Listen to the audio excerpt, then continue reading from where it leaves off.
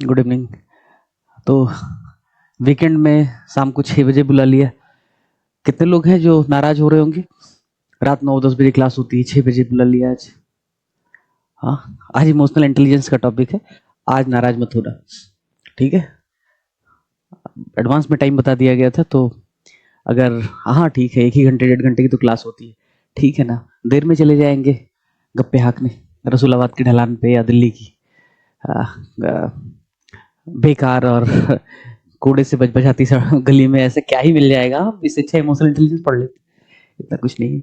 भारत की गलियां, भारत की सड़कें इतनी खास नहीं है, हालांकि उसका आकर्षण हो, उससे ज्यादा आकर्षण तो इधर है कि इमोशन इमोशन खेला जाए। ठीक है, तो ठीक है, आज पढ़ेंगे हम टॉपिक भावनात्मक बुद्धिमत्ता, इमोशनल इंटेलिजेंस।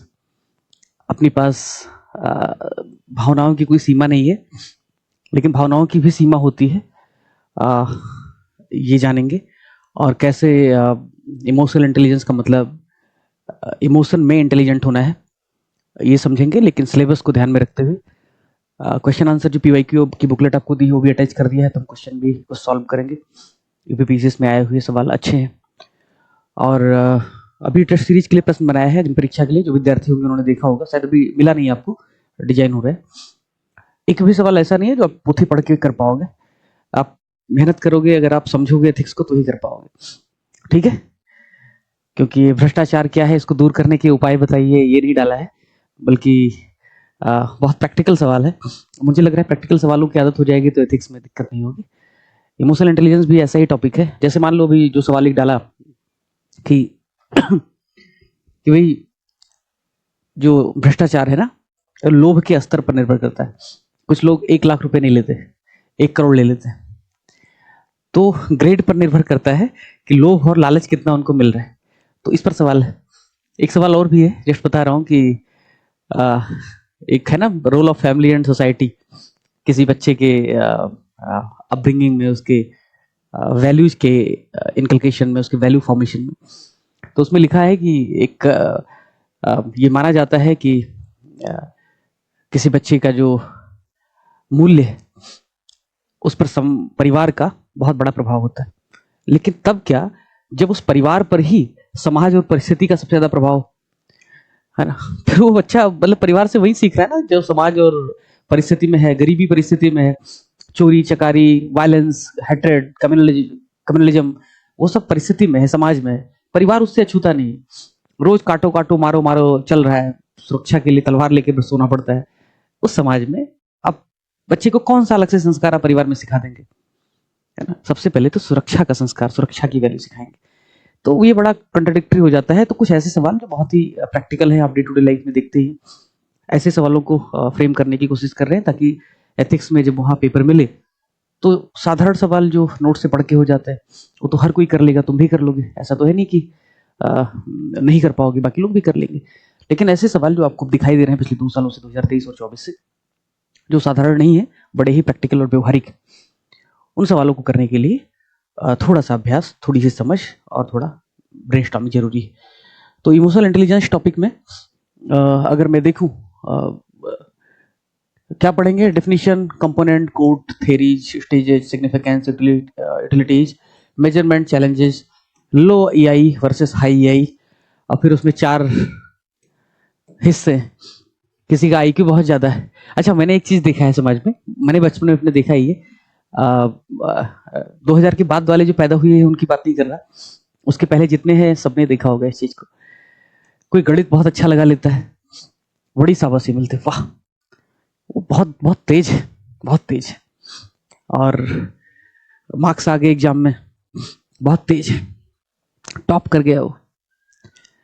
डेनियल गोलमैन, जिनको आप पढ़ते हुए थकते नहीं है, जिनकी परिभाषा, जिनके डेफिनेशन, रीजन यही है। डेनियल गोलमैन खुद कह रहे थे, सुन रहा था कि अरे भाई, इमोशनल इंटेलिजेंस फेनोमेना मैंने नहीं दिया है, मैंने तो इसको पॉपुलराइज किया है 90s के टिकट में। 1995 के आसपास उन्होंने अपनी पहली किताब लिखी, न्यूयॉर्क टाइम्स में काम कर रहे थे, अपना रेफरेंस देते हैं और बता रहे थे कि एक दिन मैं बस में जा रहा था, बस में घुसा तो स्थिति ऐसी थी, भाई दूर बैठो दूर बैठो, हाँ बिल्कुल साइड में, कोई किसी को टच नहीं करेगा, बात नहीं करेगा, है ना, डिस्टर्ब नहीं करेगा, हर कोई अपने काम पे जा रहा है, भाग रहा है, टाइम पे पहुंचना है, एंड सो ऑन।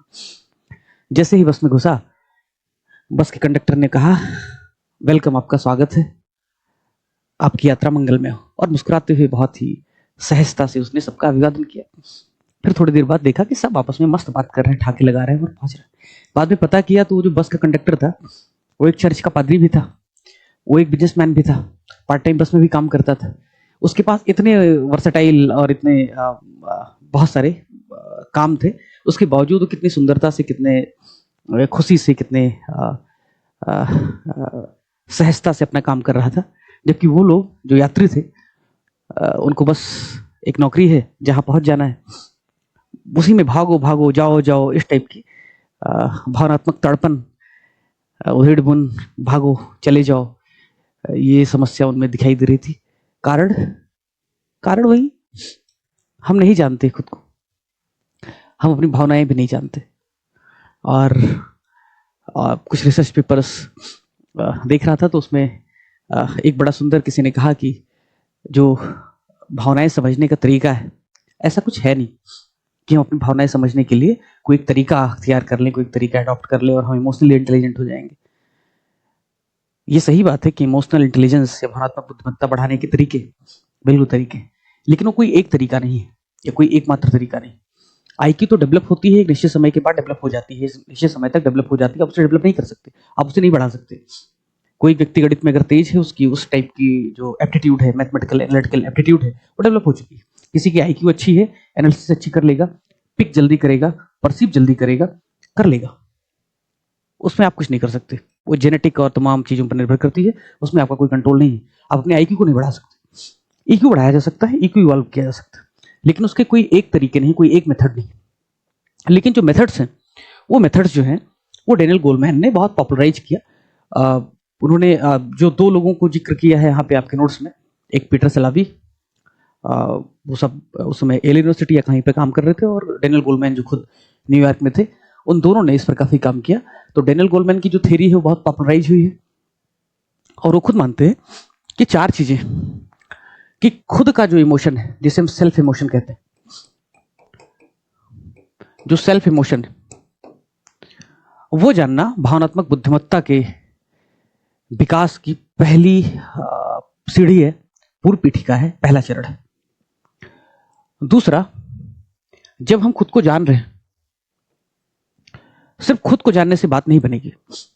खुद को आपने जाना कि आपको गुस्सा बहुत जल्दी आता है, लेकिन यह भी तो जानो कि सामने वाले को तुमसे ज्यादा गुस्सा आता है। फिर तुमने गुस्सा किया, सामने वाले ने उससे ज्यादा गुस्सा किया, तुमने कार से निकल करके रोड रेजिंग करते हुए मुक्का ताना, उसने चाकू मार दिया, क्या करोगे? तो सामने वाले के गुस्से के बारे में भी, या सामने वाले के इमोशन के बारे में भी आपको पता होना चाहिए। और बहुत सारे लोग हैं जो दावा करते हैं कि वो चेहरे को, फेशियल एक्सप्रेशन को देख करके बता सकते हैं सामने वाला व्यक्ति कैसा है, उसका व्यक्तित्व कैसा है। ये सही है कि फेस रीडिंग एक अच्छा साइंटिफिक तरीका है, और अगर आप इसमें अभ्यस्त हैं, डार्क साइकोलॉजी आप समझते हैं, आप दूसरों के चेहरे को, उसके हाव भाव को, जेस्चर को समझ करके, देख करके ये अनुमान लगा सकते हैं कि गुस्सा है नहीं है, गुस्सा कर रहे नहीं कर रहे, उसका मूड कैसा है। और जो इमोशनली इंटेलिजेंट होते हैं, निकलेंगे कार से बहुत गुस्से से, ऐसे रील बहुत सारे वायरल होते हैं, आपने देखा होगा, बहुत गुस्से से निकलेंगे, लेकिन सामने वाला जब दिखेगा कि भाई ये तो मतलब ये तो भयानक है, मेरा भी मुझसे बड़ा मिल गया है, तो कहेंगे भाई हम झगड़ा नहीं करना चाहते हैं, जाइए ना, मतलब आपको लगे तो मैं कंपनसेट करने को तैयार हूँ। अरे भाई ऐसे झगड़ा नहीं करते, लोगों को सुविधा हो जाएगी, मैं सॉरी बोलता हूँ ना भाई।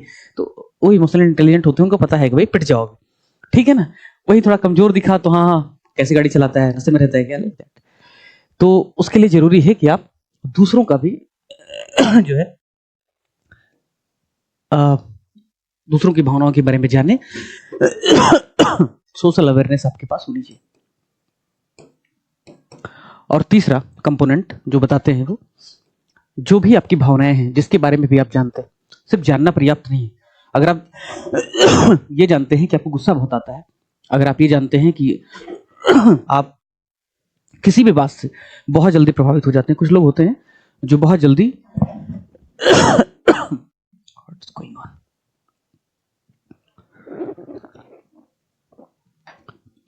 किसी से भी बहुत जल्दी प्रभावित होते हैं। आस्तिक व्यक्ति, घोर आस्तिक व्यक्ति ज्योतिष विद्या की बात करेगा, प्रभावित हो जाएंगे। घोर नास्तिक व्यक्ति, एथिस्ट व्यक्ति अपने तर्क देगा, प्रभावित हो जाएंगे। हर धर्म, हर विचारधारा, हर उद्बोधन से बहुत जल्दी इम्प्रेस होते हैं। समस्या ये है कि आप अपनी भावनाओं को तो जानते हैं कि मुझ में ये कॉम्प्लेक्स है, ये ट्रेड्स, उनको बैलेंस कैसे करेंगे, उसको मैनेज करेंगे कैसे, तो इसको कहते हैं सेल्फ मैनेजमेंट। ठीक है। और दूसरों के बारे में, समाज के बारे में अवेयरनेस ही। इसके बाद जो अंतिम चरण है या अंतिम जो कंपोनेंट है इमोशनल इंटेलिजेंस का, उसमें बहुत सारी चीजें आप रख सकते हैं। बहुत सारी चीजों में डेनियल गोलमैन जो मानते हैं या बाकी जो थिंकर्स मानते हैं, मुझे लगता है कि कम्युनिकेशन, संप्रेषण, और कम्युनिकेशन का मतलब सिर्फ लिखना या बोलना नहीं। कम्युनिकेशन में बहुत सारी चीजें आएंगी, लिखना भी आएगा, बोलना भी आएगा, एक्शन भी आएगा। संप्रेषण जो है वो इमोशनल इंटेलिजेंस का एक सबसे प्रमुख तत्व है इन सभी चीजों को मिलाने के बाद में। कैसे? उदाहरण के तौर पर आपने देखा होगा कि जो सबसे स्मार्ट लोग हैं, सबसे ज्यादा शानदार लोग हैं दुनिया में, जो सबसे बड़े लीडर्स हैं, सबसे बड़े क्रिएटिव लोग, रचनात्मक लोग हैं, उनमें दो ट्रेट पाए जाते हैं, दोहरा व्यक्तित्व पाया जाता है। एक व्यक्तित्व होता है जो इंट्रोवर्ट वाला होता है, बहुत रचनात्मक वाला, बहुत क्रिएटिव होता है, हाईली क्रिएटिव, कमरे के अंदर बंद है, दरवाजा बंद किया है, खोए हैं खुद में, विचार कर रहे हैं, मनन कर रहे हैं। कई बार डिजिटल गैजेट, दुनिया, तामझाम सब कुछ छूट जाता है पीछे, बस वो एक ऐसी यात्रा पे निकल चुके होते हैं, ऐसी यात्रा पे जा चुके होते हैं जहाँ पे वो खुद नहीं होते, उनका मनस, उनका मन, उनकी चेतना होती है साथ में, उसके अलावा कुछ नहीं होता। लेकिन वहीं जब वो कैंपेनिंग कर रहे होते हैं, जब वो प्रोफेशनल लाइफ में होते हैं, जब वो ऑफिस में होते हैं, जब वो अपने सार्वजनिक दायित्व निभा रहे होते हैं, तो जबरदस्त। हिटलर के बारे में कहा जाता है कि हिटलर एक तरफ तो बहुत बड़ा वॉरेटर था, उसकी स्पीच आपने देखी, कितना भी आप उससे घृणा कर ले, लेकिन उसका व्यक्तित्व तो ऐसा है जो आने वाले 100 साल या 200 साल या शायद तीसरा विश्व युद्ध जब तक ना हो जाए, उससे बड़ा कोई व्यक्तित्व ना पैदा हो जाए, तब तक वो प्रासंगिक रहेगा किसी न किसी रूप में, कैसे न कैसे करके। उसका दूसरा व्यक्तित्व ऐसा था, अब जैसे यूरोपियन जो कंट्रीज हैं जिन्होंने सबसे ज्यादा मार झेली हिटलर की, ठीक है, तो ऑफ कोर्स वो इसके हकदार थे, क्योंकि हिटलर इन्हीं सबकी करतूतों की वजह से उपजा था। ऐसा तो है नहीं कि हिटलर अचानक से उपज गया था। अब कल को कोई वेनेजुएला में हिटलर पैदा हो जाएगा तो तुम कहोगे हिटलर था वो, है ना। तो मैं जस्टिफाई नहीं कर रहा हूँ हिटलर को, और नहीं जस्टिफाई करने से भारत में कोई विश्व मुकदमा हो जाएगा, यूरोप नहीं, है ना, जहाँ पे मारा था उसने। तो हिटलर जो था ह्यूमैनिटी का दुश्मन था, ठीक है, लेकिन फिर आप देखिए कि उसके दो पहलू, एक पहलू है बहुत एक्सट्रोवर्ट, उसने फ्यूहरर खुद को घोषित किया, और आप यूट्यूब पे देखिए उसके अंतिम दिनों पर बहुत सारी डॉक्यूमेंट्रीज, वो जहाँ पे जिस केव में छुपा रहता था उस पर बहुत सारे डॉक्यूमेंट्रीज बने, उनकी 20-20 बिलियन 30-30 मिलियन व्यूज। तो एक तरफ तो उसका ये व्यक्तित्व है जो सामाजिक तौर पर हम जानते हैं, दूसरा व्यक्तित्व उसका, उसकी जो प्रेमिका थी जिसके साथ उसने अंत में मरने के पहले कुछ 3-4 घंटे पहले उसने शादी किया, उसमें क्या कहते हैं उसको, बंकर में, और उसकी जो प्रेमिका थी, उसका जो कुत्ता था, उसके सिवाय वो बहुत ज्यादा लोगों के साथ होता नहीं था। रचनात्मक, अकेलेपन में, और जीवन में तमाम प्रकार की चिंताओं से दूर। उसका यह दोहरा जो व्यक्तित्व है वो कोई बहुत अलग नहीं है। बहुत सारे लोग, बहुत सारे सफल लोग, बहुत सारे क्रिएटिव लोग इस प्रकार के व्यक्तित्व को धारित करते हैं। यानी जो व्यक्ति बहुत एक्सट्रोवर्ट है, बहुत ज्यादा बोलता है, हर जगह बोलता है, जरूर नहीं वो बहुत इमोशनल इंटेलिजेंट हो, या जो व्यक्ति बिल्कुल नहीं बोलता जरूर नहीं वो इमोशनल इंटेलिजेंट ना हो। इमोशनल इंटेलिजेंस की सबसे प्रारंभिक शर्त यह है कि जो कुछ भी है आपकी भावनाओं के स्तर पर, सामने की भावनाओं के स्तर पर, उन्हें एग्जीक्यूट करने के लिए आप सही से संप्रेषण कर पाते हैं, सही से उसको कन्वे कर पाते हैं या नहीं कर पाते हैं। ठीक, क्यों ऐसा क्यों कह रहा हूं? क्योंकि मान लो सपोज आपको गुस्सा आ रहा है, अब आपको गुस्सा आ रहा है, ठीक है, कितने लोग हैं जो दिन में 10 बार कहते हैं मुझे एंजाइटी हो रही है, मुझे इरिटेशन हो रहा है? बोलते नहीं बोलते? अक्सर बोलते हैं बात, हाँ, पेरी पेरी, सॉरी फेरी फेरी, राज, एक सर बोलते नहीं तो सुनते तो होगे। ठीक है रश्मि, तुम बहुत समझदार हो, माथे पे हिमालय और जुबान पे शहद है, बट ठीक है, सारे ऐसे नहीं होते। बहुत सारे लोग हैं, हर तीसरी बात में मेरा मूड बहुत सटका हुआ है, बहुत इरिटेशन हो रहा है, पता नहीं कि बहुत एंजाइटी हो रही है। अगर मैं तुमसे पूछूं एंजाइटी क्या है, कोई बताएगा एंजाइटी क्या है? जब तुम बोलते हो मुझे एंजाइटी हो रही है, उस समय क्या महसूस कर रहे होते? कोई बताएगा क्या महसूस कर रहे होते? भाई ये तो बोल दिया मुझे एंजाइटी हो रही है, बट एग्जैक्टली क्या हो रहा है अगर पूछूं तो बता पाओगे? हाँ, तो सिचुएशन के घबराहट अकॉर्डिंग, जैसे कि व्हाट? तो बोलो ना। सिचुएशन को देख करके समझ नहीं आता कैसे बिहेव करें, क्या करें, वो परेशान एंजाइटी है, होते वो हैं। तो कंफ्यूजन है भाई। हाँ, मतलब घबराहट होती है, क्या करना हमें, हाँ तो मतलब देखो, गुस्सा हैंडल कैसे आता करें। है, आत्मनियंत्रण नहीं रहता है सर, ये आवाज थोड़ी बढ़ानी समझ में पड़ेगी। नहीं आता कि तो क्या है ना कि जब तुम यहाँ नहीं बता पा रहे हो एंजाइटी और उसमें अटके हुई हो, तो हेलो फिर बाकी जगहों पर कैसे बताओगे? बोलो। सर, जब मुझे एंजाइटी फील होती है तो मुझे ऐसा लगता है कि जो थॉट्स हैं वो बहुत स्पीड से आते हैं और अच्छा। मैं उनको कंट्रोल नहीं कर पाती हूँ अच्छा। और उससे एक और उससे घबराहट एक की घबराहट स्थिति की बन स्थिति जाती बन है। जाती है। अच्छा, किसी ने बोला कि मुझे बहुत तेज फ्रस्ट्रेशन हो रहा है, बहुत फ्रस्ट्रेशन हो रहा है, तो बताओगे एग्जैक्टली उस समय क्या हो रहा होता है जब तुम बोल रहे हो तो मुझे फ्रस्ट्रेशन हो रहा है? फ्रस्ट्रेशन एक टर्म है, फ्रस्ट्रेशन एक टर्म है, वो भावनाएं नहीं है। फ्रस्ट्रेशन भावना है क्या? फ्रस्ट्रेशन एक टर्म है, नो सर। उसके पीछे की कौन सी भावना होती है? पीछे की कौन सी भावना होती सर, है? सर मुझे मुझे ऐसा ही ऐसा ही लगता लगता है है कि कि जो थॉट्स हैं वो बहुत तीव्र गति से आते हैं और वो इतने ज्यादा हो जाते हैं कि उन पे मेरा कंट्रोल ही नहीं हो पाता है और फिर वो एक फ्रस्ट्रेशन की स्थिति बन जाती है। एनीवे, मैं ये कहना चाह रहा था, कहना ये चाह रहा था कि हम में से अधिकतम लोगों को, अधिकतम मतलब बहुत अधिकतम, यही नहीं पता होता है कि एग्जैक्टली जो हम महसूस कर रहे हैं वो क्या महसूस कर रहे हैं। अगर हम एंजाइटी जैसे शब्द का इस्तेमाल करते हैं कि मैं एंजाइटी में हूं, तो हमें नहीं पता होता एग्जैक्टली कौन सी भावना हमारे भीतर चल रही है जिसे मैं एंजाइटी कह रहा हूं। अगर मैं कह रहा हूं मैं गुस्से में हूं, तो ऐसा क्या हो गया है जिससे मैं गुस्से में हूं? क्या महसूस हो रहा है उस वक्त? उस समय क्या महसूस हो रहा है? हम किसी को पीटना शुरू कर देते हैं, तो पीटना शुरू किया मतलब क्या? गुस्सा आया, गुस्सा आया तो क्यों आया? ऐसा क्या हुआ?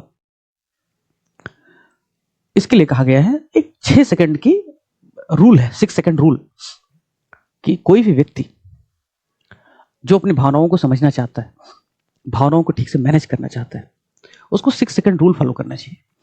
6 सेकंड रूल क्या है? आपके भीतर कोई भी विचार आया, आप इमीडिएटली एक्सप्रेस मत कीजिए, उस पर तुरंत रिएक्ट मत कीजिए, तुरंत उस पर फैसला मत कीजिए, बल्कि 6 सेकंड का समय लीजिए, प्रोसेस कीजिए अपने भीतर, क्या हुआ, क्यों हुआ, इसके पीछे क्या कारण है, मुझे क्या करना चाहिए। और जो भी आप करें, किसी को थप्पड़ भी मारें या जो कुछ भी आप कहें, किसी को गाली भी दें, तो वो उसी प्रपोर्शन में होना चाहिए जिस प्रपोर्शन में आपकी भावनात्मक तीव्रता है।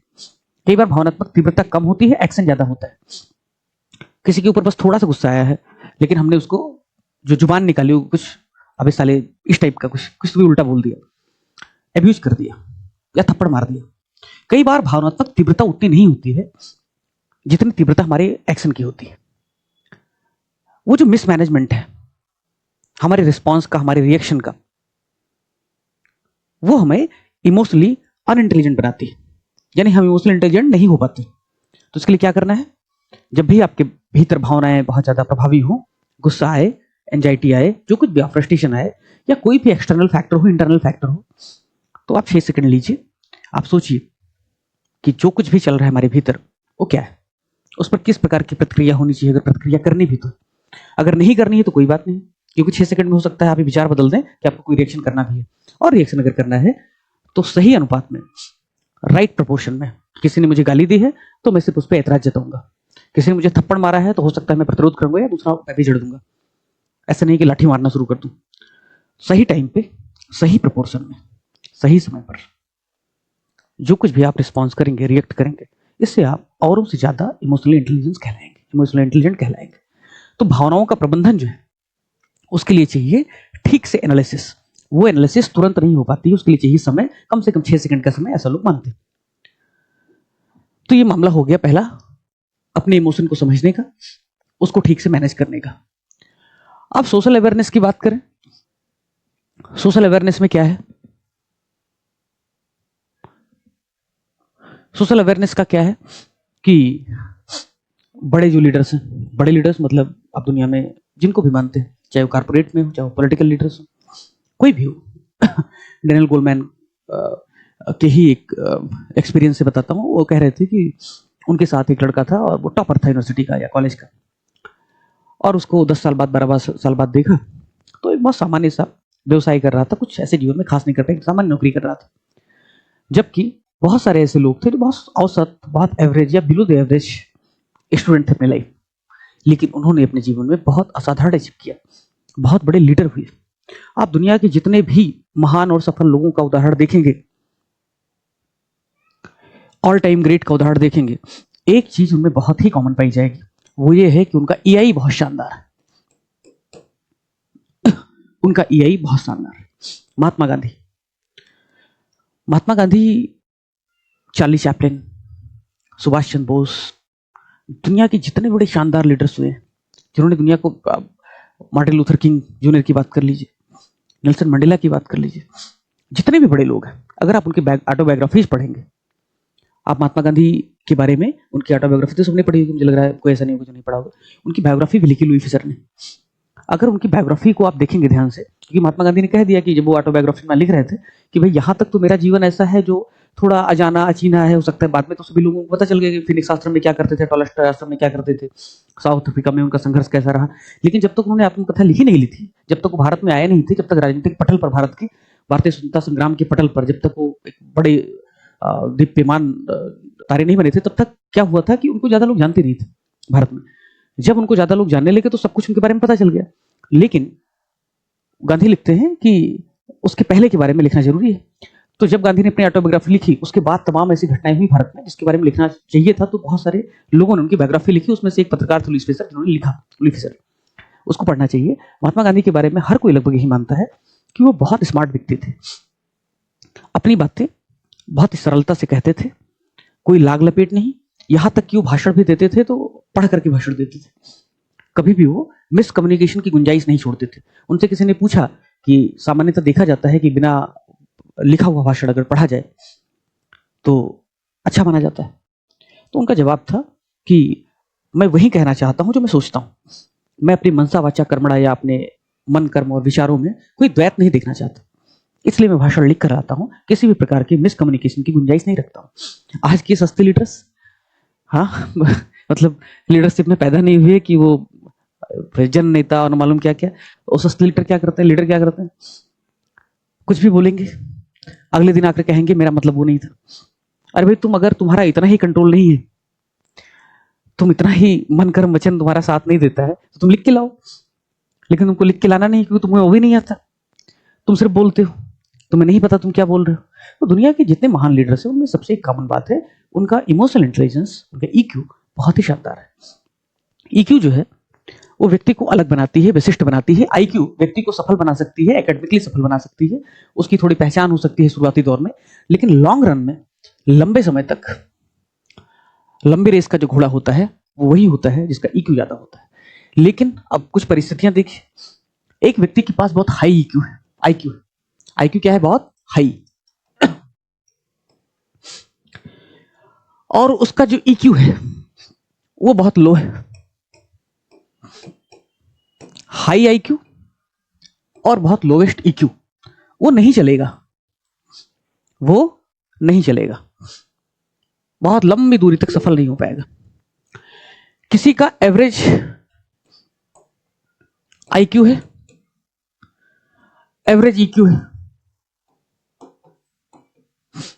दोनों एवरेज है, जीवन में सरकारी नौकरी कर लेगा, हो जाएगा काम उसका। तीसरा और चौथा चरण, जिसमें बिल्कुल ही आईक्यू नहीं है लेकिन ईक्यू बहुत शानदार है,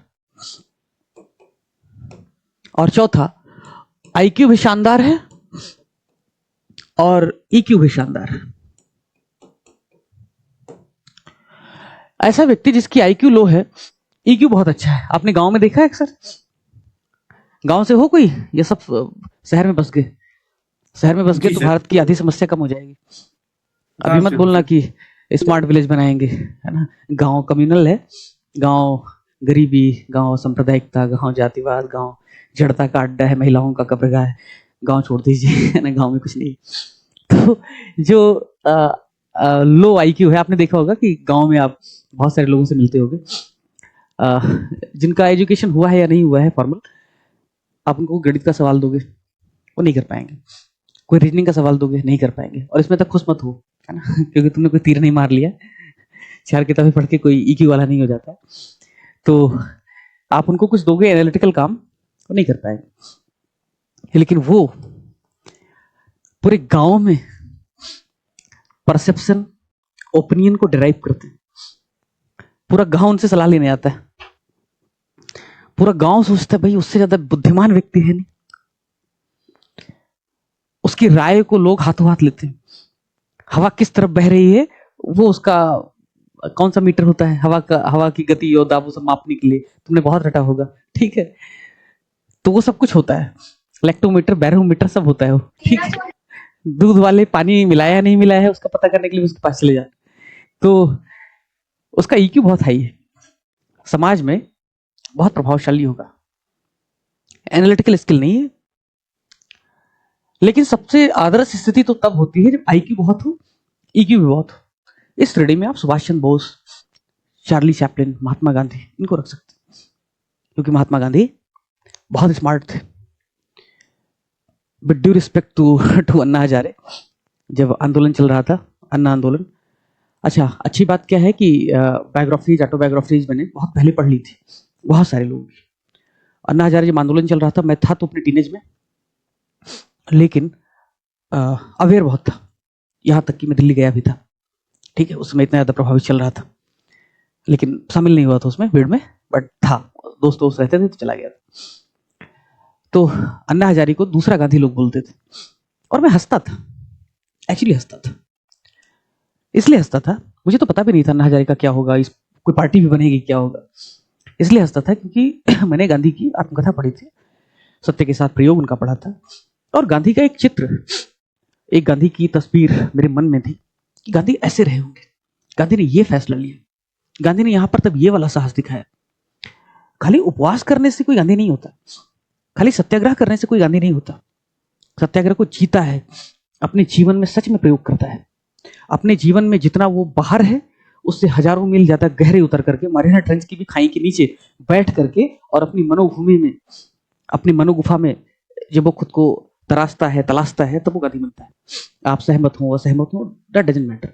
जैसे फिलोसॉफी में एक थीसिस से, एक एंटीथेसिस से आप खारिज कर रहे हैं, कोई बात नहीं, आप खारिज कीजिए।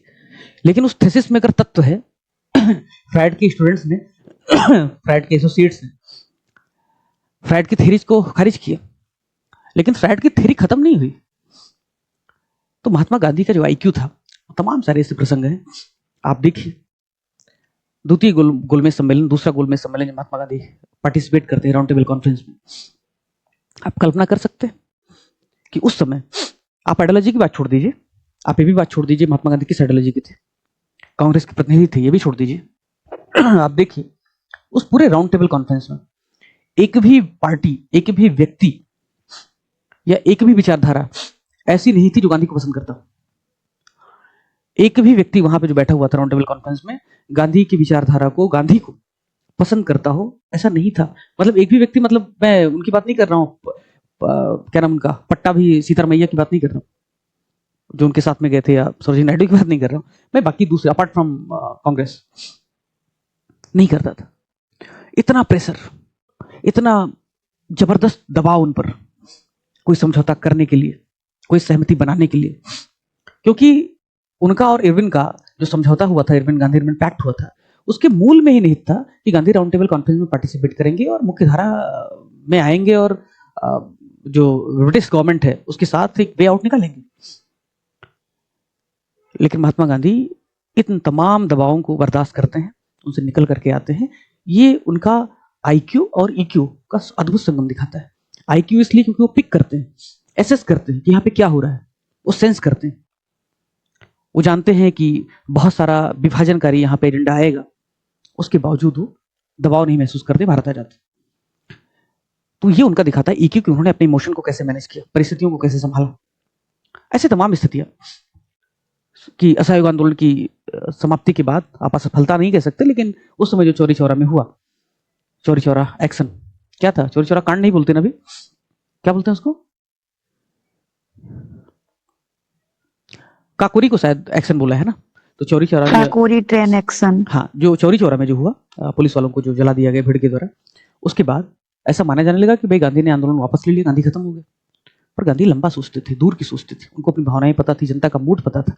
उनको ये पता था कि जो सामूहिक विवेक होता है कई बार दूसरी दिशा में चल देता है, और अगर आप उसके खिलाफ खड़े हैं, उसके विपरीत खड़े हैं, दूसरी दिशा में खड़े हैं, तो लीडर होने का ये धर्म है, ये फर्ज है कि वो अडिग रहे। और जो जनता होती है उसका धैर्य बहुत सीमित होता है, जनता के पास पैसेंस की कमी होती है, इसलिए जनता बहुत लंबे समय तक क्रांतिकारी गतिविधियों में लगी रहेगी, आंदोलन कर पाएगी, संभव नहीं। ठीक है ना? तो मतलब पीसीएस के हर एग्जाम के बाद, हर पेपर के बाद, पहले, बाद में, बीच में आंदोलनजीवी जो है उनके पास ज्यादा धैर्य है। ठीक है, यूट्यूब पे मुझे पता नहीं क्या हो गया आजकल, जब मैं खोलता हूँ तो कोई ना कोई आंदोलन की वीडियो आ जाती है, तो मैं सोचता हूँ कि भाई आंदोलनजीवी एक ऐसा वर्ग है जिसको हर चीज में आंदोलन चाहिए। एनीवे, तो पैसेंस, गांधी में क्या था? पैसेंस था, धैर्य था, इंतजार कर सकते थे। इसलिए इमोशनल इंटेलिजेंस का जो एक प्रमुख गुण है वो है धैर्य। अगर आप में वो 6 सेकंड का धैर्य नहीं, आपके भीतर भावनाएं हैं, आपके भीतर किसी भी प्रकार का इमोशन है, एंगर है, और आप जो भी रिस्पॉन्स देने जा रहे हैं, अगर वो धैर्य नहीं है कि आप एनालाइज कर सके कि आप जो करने जा रहे हो कितना उचित है, तो आप इमोशनल इंटेलिजेंट नहीं बन सकते। आप लोगों के साथ बातचीत कर रहे हैं, आप कितना भी बोलने वाले हो, कितना भी चुप रहने वाले हो, ये मिथ कि ज्यादा बोलने वाला बेवकूफ होता है, कम बोलने वाला बड़ा समझदार होता है, जैसे चश्मा लगाने वाला व्यक्ति टैलेंटेड होता है, IQ वाला होता है, बहुत बड़ा मिथ था। मेरे पास जब चश्मा नहीं था तो मैं कुड़ता था कि ऐसी क्यों मान्यता है कि पढ़ाकू है, चश्मा जिसने लगा लिया है बहुत पढ़ाकू है, बहुत पढ़ता है। पढ़ने और चश्मे का रिलेशन बाद में पता चला बुद्धू होते हैं जो मैंने लगाया अधिकतर। तो जो हाँ, तो भाई आप ज्यादा कितना भी बोलते हो, कम कितना भी बोलते हो, डजंट मैटर। सामने वाला जब बातचीत कर रहा है, अगर आप उसको धैर्य से सुन नहीं सकते, उसके बाद अब ये बात अलग है, कोई बहुत बोरिंग होता है, कुछ लोग ऐसे होते हैं कि वो आपको 2 सेकंड भी नहीं देते हैं कि आप बीच में कुछ बोल सके। वो बोलेंगे तो नॉन स्टॉप बोलेंगे, वंदे भारत ट्रेन की तरह बस चलते जाएंगे, है ना, वो नहीं चुप होते। तो उस स्थिति में, है ना, मेरी मजबूरी है, मुझे बोलना पड़ रहा है, तो मुझे ऐसे मत देखना, मजबूरी है भाई, अभी दूंगा तुमको मौका। तो जो लोग धैर्य के साथ किसी को सुन नहीं सकते, एक्टिव लिसनर नहीं होते, वो इमोशनल इंटेलिजेंट नहीं हो सकते। इमोशनल इंटेलिजेंस उनके पास कभी नहीं आएगा। क्यों? जब तुम सुनोगे नहीं उसको, तो तुम उसकी भावनाओं को समझोगे कैसे? और अभी जो पीछे आपको बताया था थ्योरी में कि सेल्फ अवेयरनेस के साथ साथ सोशल अवेयरनेस भी चाहिए। अपनी भावनाओं को समझने के साथ साथ, अपनी भावनाओं को मैनेज करने के साथ साथ, दूसरों की भावनाओं को भी समझना शामिल है इमोशनल इंटेलिजेंस में। और दूसरी भावनाओं को समझने के लिए चाहिए आपके पास धैर्य, चाहिए आपकी एक्टिव लिसनिंग, चाहिए आपके भीतर संयम, और फिर उसके बाद में उस पर रिस्पॉन्स। तो इसलिए इमोशनल इंटेलिजेंस की जो डेवलप करने की जो कुछ कारण है, कुछ मूल जरूरतें हैं, उसमें धैर्य एक बड़ी जरूरत है। आगे से आप करके देखना, कोई बात कर रहा है उसको टोकना मत, काटना मत, कितना भी महत्वपूर्ण विचार, कितना भी महत्वपूर्ण काउंटर आर्गुमेंट आपके मन में आ रहे हो, रुको, उसको कह लेने दो। जब वो कह लेगा, और फिर आप उसकी भावनाओं को कैप्चर करके, उसके आवेग को, उसकी इंटेंसिटी को, उसके इमोशन को, उसके द वे ऑफ कम्युनिकेशन को समझ करके फिर आप कम्युनिकेट करेंगे। जरूरत होगी तो आहिस्ता, सधा, लेकिन टू द पॉइंट, तो आप सब ज्यादा प्रभावित होगा। वो बॉस जो हर क्षण चिल्लाता है, गुस्सा करता है, तूने ये काम नहीं किया। आपने वो देखा फैमिली मैन? फैमिली मैन देखा है? Yes sir. Don't be a minimum guy, पता है? वो दृश्य याद आता है? क्या नाम है मनोज वाजपेयी का उसमें? Shrikant. Shrikant, Shrikant don't be a minimum guy, it's 10-15 Shrikant. और फिर क्या होता है बाद में? श्रीकांत भी कौन सा इमोशनली इंटेलिजेंट, उसको तो एक ही भाषा आती है तो समझा देते दोनों वैसे।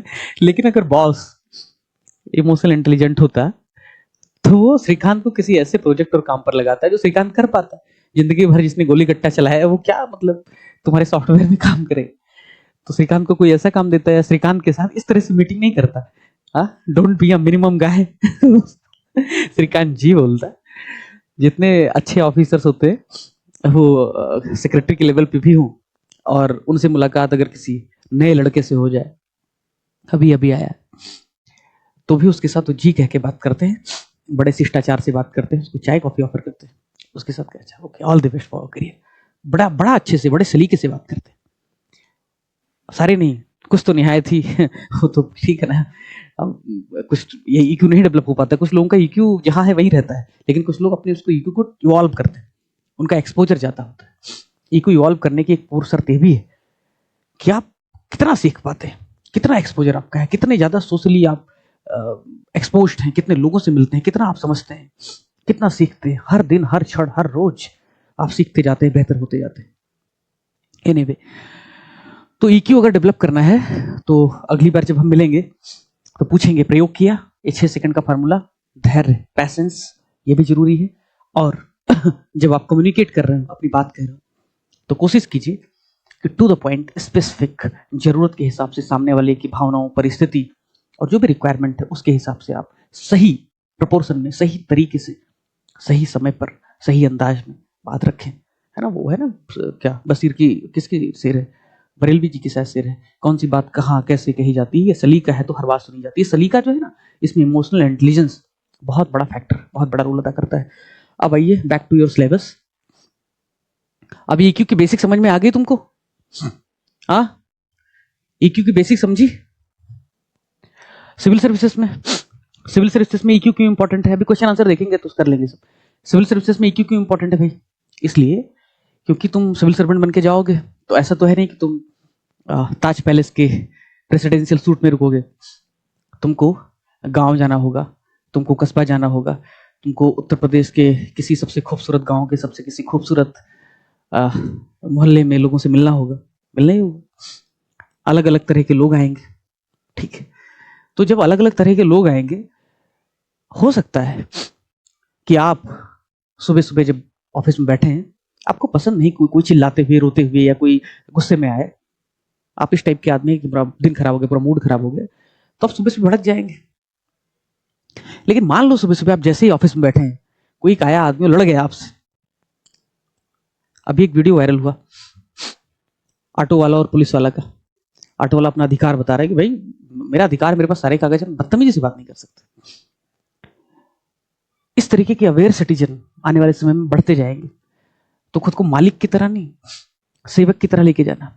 और जब कोई चिल्लाते हुए गुस्से में आएगा तो समझ लेना, देखो हमारा मालिक आ गया है, गुस्सा कर रहा है, कोई बात नहीं, मुझे तरीके से बात करनी है।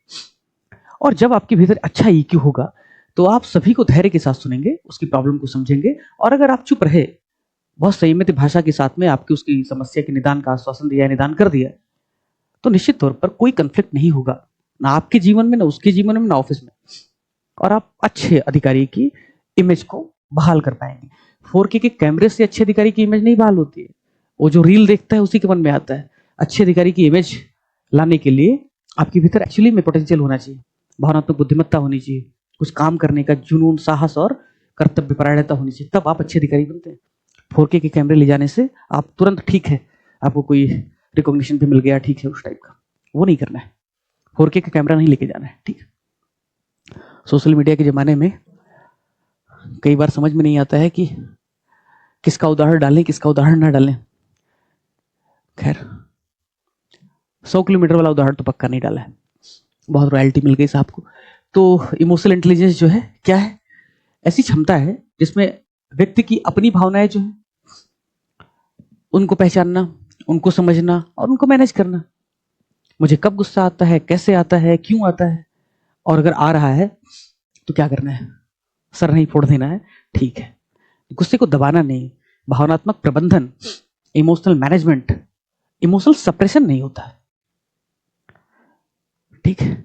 जैसे वाटर कंजर्वेशन का मतलब गड्ढे में पानी भर देना नहीं होता है, ठीक है।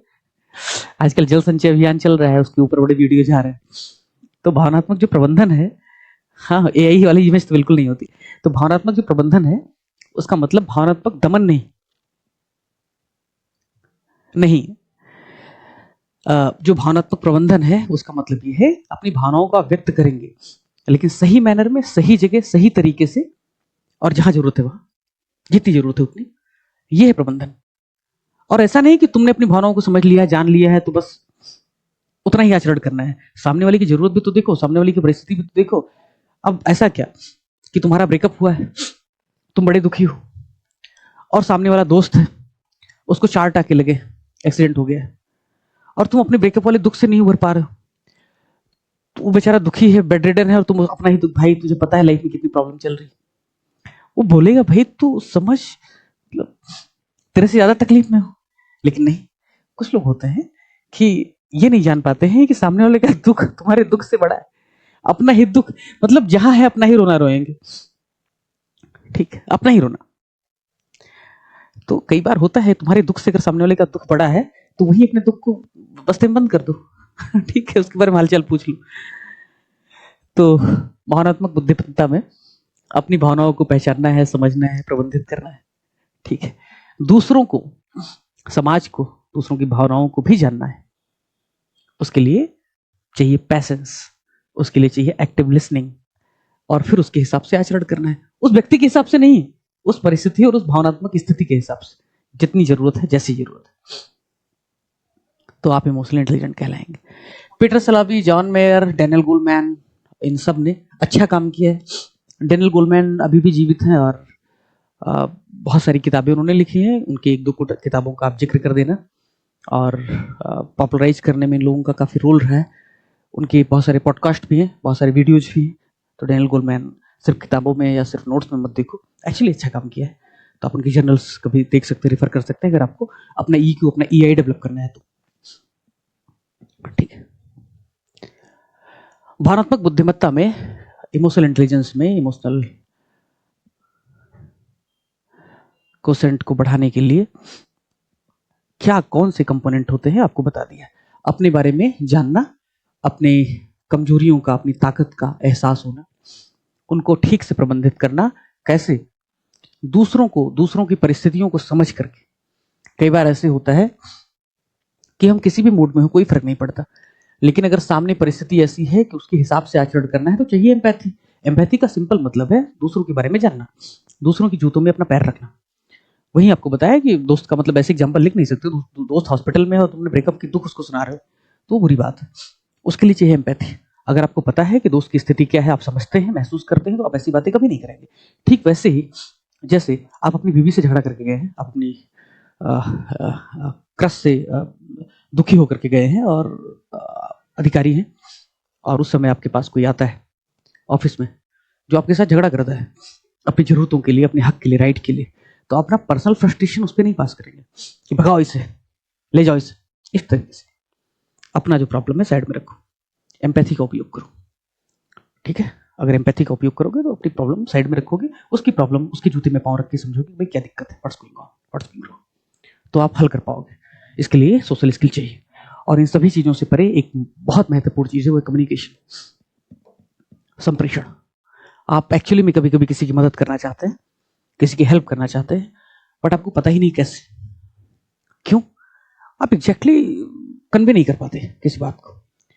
तो उसके लिए पहले ध्यान से सुनना है, फिर प्रैक्टिस करनी है कि कितनी सटीकता से, कितने सधे हुए तरीके से आप एक्शन ले पाते हैं, आप कम्युनिकेट कर पाते हैं। ठीक। डैनियल साहब कहते हैं कि भावनात्मक बुद्धिमत्ता व्यक्तिगत जीवन में और पेशेवर जीवन में, यानी प्रोफेशनल और पर्सनल दोनों लाइफ में सफलता की कुंजी है। वो तो यहां तक कहते हैं, अरे हाँ भाई, किताबी वाला जो परिभाषा है वो तो है ही आपके नोट्स।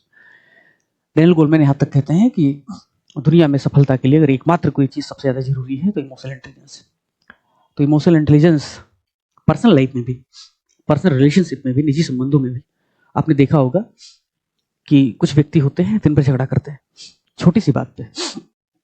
यहां तक भी कि किसी ने मान लो पूछ लिया कि अरे तुमने कॉल नहीं किया, तो सामने वाले ने कहा हाँ दिन भर बैठा रहता हूँ, खाली रहता हूँ ना, हाँ, यही काम है सिर्फ। तो दूसरा व्यक्ति भावनात्मक रूप से बुद्धिमान व्यक्ति होगा तो क्या कहेगा, नहीं मैं तुम्हें खत लिख रहा था। सोचा क्या रोज रोज कॉल कर। तो कई बार होगा कि आप मैनेज कर पाएंगे। ठीक, ओके, पत्र खत्म होते ही पोस्ट करने वाला था, ताना भी मारने तो ढंग का मारो ताकि सामने वाला अच्छा जले भी लेकिन कुछ कहे ना। तो भावनात्मक रूप से जो बुद्धिमान व्यक्ति होते हैं वो मैनेज कर लेते हैं पर्सनल लाइफ। ठीक है, कितने भी थके हारे आप जाओ, रास्ते में आप दोस्तों के साथ एक आध घंटे किसी पदार्थ का सेवन करके भी जाएं, लेकिन अगर आप अच्छे भावनात्मक बुद्धिमत्ता EQ आपकी अच्छी है तो आपकी गलती माफ हो जाती है। नहीं तो फिर आप उसी समय उसी वक्त कितनी पीड़ा में आप बेवड़े से लेकर के बेवड़े डिक्लेयर हो जाते हैं, ससुराल मायके में फोन हो जाता है, पुलिस स्टेशन तक पत्र चला जाता है, जो पत्र आपको आना था पुलिस को चला जाता है, सारी समस्याएं।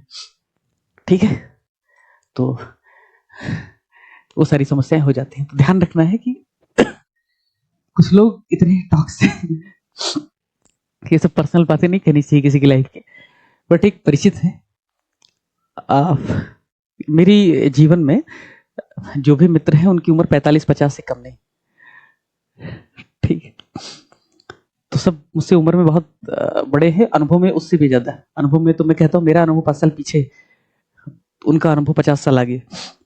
तो एक व्यक्ति है जिनकी शादी हुई और उनकी जो पत्नी है उसका जीवन भर का दुख था कि भाई वो बहुत पीता है, और महाराष्ट्र में थोड़ा सा पीने वाने का कल्चर ज़्यादा है, नॉर्थ ईस्ट में भी ज़्यादा है, कुछ जगहों पे ज़्यादा है, केरला में ज़्यादा है, तो बहुत पीता है। तो उसके जो मायके वाले हैं, लड़की के मायके वाले हैं, वो डिवोर्स कराना चाहते हैं कि तलाक करवा दो इसका। लड़का जो है पीता है, ठीक बात है, लड़का मतलब पुरुष 50-45 पीता है, ठीक बात है, लेकिन वो इमोशनल इंटेलिजेंस इतना ज्यादा है, उसका EQ इतना ज्यादा है, इतना ज्यादा है कि वो जो लड़की है वो बेपनाह प्रेम करती है उसके EQ से, उसकी आई से, क्योंकि उसको लगता है कि भाई ये कितना शानदार आदमी है, पीता है, बड़बड़ करता है, लेकिन उसके बाद इसके साथ 2 घंटे भी बात करो, 2 मिनट भी रहो, तो लगता है कि भाई तू है तो दुनिया कितनी हंसी है ना। तो इस टाइप का है। सब तमाम कमियों और समस्याओं के बावजूद मायके वालों के शादी तुड़वा देने के फैसले के बावजूद वो लड़की नहीं छोड़ रही है। क्यों? क्योंकि लड़का जब शाम को आता है तो ठीक है, लेकिन उसके बाद जिस कदर एक्सक्यूज देता है कि उस एक्सक्यूज से उसे प्रेम हो गया है। ठीक है, तो कुछ लोगों के एक्सक्यूज बड़े प्यारे होते हैं, इस बात का ध्यान रखो, उसके लिए जरूरी है EQ। तुम्हारे भी गुनाह माफ हो सकते हैं, तुम्हारे भी गलतियां माफ हो सकती है, बशर्ते EQ। ठीक है, ओके, तो ऐसा है। बाकी सब बड़े बड़े लोगों की बड़ी बड़ी बातें हैं, पढ़ लेना। अब आओ, मुझे लग रहा है कंटेंट की जो बात थी वो मैंने देहाती भाषा में भदेश अंदाज में बता दी है। आओ तुमको हम सीधे सवालों से रूबरू कराते हैं। तैयार हो सवालों के लिए? ये जिंदगी में सिर्फ जवाब का ही इंतजार करते आए हो, जो कभी मिला नहीं यार आपको। सर, ओके,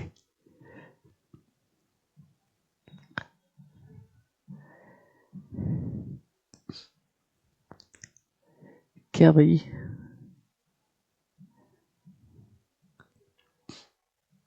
EQ IQ में सब अंतर दिया है, सब है, ठीक है। इसमें कोई है जिसका बहुत हाई IQ और बहुत हाई EQ हो, उच्च भावनात्मक बुद्धिमत्ता और उच्च इंटेलिजेंस IQ? कोई ऐसा है जिसका दोनों बहुत हाई हो, गांधी और पटेल और सुभाष बाबू के दर्जे वाला? मतलब उसको लगता होगा ना, कुछ लोग होते हैं ना उनको पता होता है, कुछ लोग होते हैं उनको सब पता होता है अपने बारे में। देखो यार, मैं एक बात बताता हूँ मेरे बारे में, मतलब मैं बस सच कहता हूँ, ये वाली बड़ी प्रॉब्लम है मुझ में। कुछ लोग होते हैं मतलब हर तीसरी बात में कहते हैं, मैं साफ कह देता हूँ कि मुझ में ये है, उनको पता नहीं होता उनमें वो है कि नहीं है, उनको बिल्कुल नहीं पता होता है। जो लोग ये दावा करते थे, मैं पहले कह दे रहा हूँ कि ये बात है और मुझसे उम्मीद मत रखना, मतलब मैं ऐसा ही हूँ, मैं बचपन से, I am not that type of dot. तो ऐसे लोगों को कुछ नहीं पता होता, खासकर कुछ ऐसे मैसेज आते हैं, मतलब आजकल जमाने में ऐसे शॉर्ट मैसेज आते हैं कि उनको देखने के बाद में लगता है कि इससे बात क्या किया जाए। कुछ लोगों के साथ संवाद का 1 मिनट भी ये सिद्ध कर देता, साबित कर देता है कि उसमें कितना भी कुछ खास हो, लेकिन उससे बातचीत नहीं झेली जाएगी, आप उससे बात नहीं कर सकते, उसके साथ आपका जो जीवन है उसका फैसला उसी वक्त हो चुका होता है। ठीक, इसलिए कम्युनिकेशन बहुत महत्वपूर्ण तत्व है किसी भी रिलेशनशिप के लिए, चाहे वो पब्लिक हो चाहे वो प्राइवेट हो। आपने धुरंधर देखा? हाँ, धुरंधर देखा? देख लिया? अच्छा, जी सर। ठीक है। तो धुरंधर देखा, उसमें जो वो सीन है सबसे चार्ट एनवायरनमेंट, जब अपना ये रहमान डकैत भीड़ के सामने आता है, हेलो लैरी, याद है ना वो शब्द, उद्बोधन यही तो बोलता है ना, और बिल्कुल जनता। वो ये भी तो बोल सकता था, मेरे प्यारे भाइयों और बहनों, हाँ मेरे प्यारे लहरी वासियों, देशवासियों। अरे नहीं भाई, रहमान डकैत अब भी एक बहुत एनर्जेटिक, डायनेमिक और यंग आदमी। रहमान डकैत एक अलग ऊर्जा का रिप्रेजेंटेशन करता है।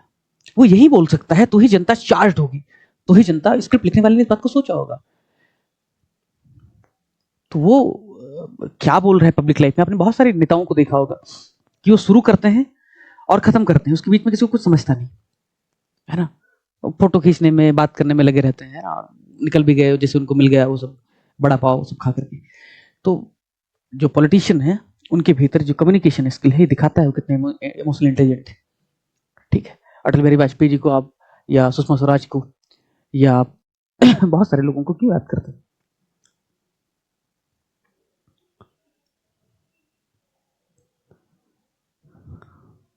बस जस्ट अ सेकंड, इसी में अटैच किया हुआ है।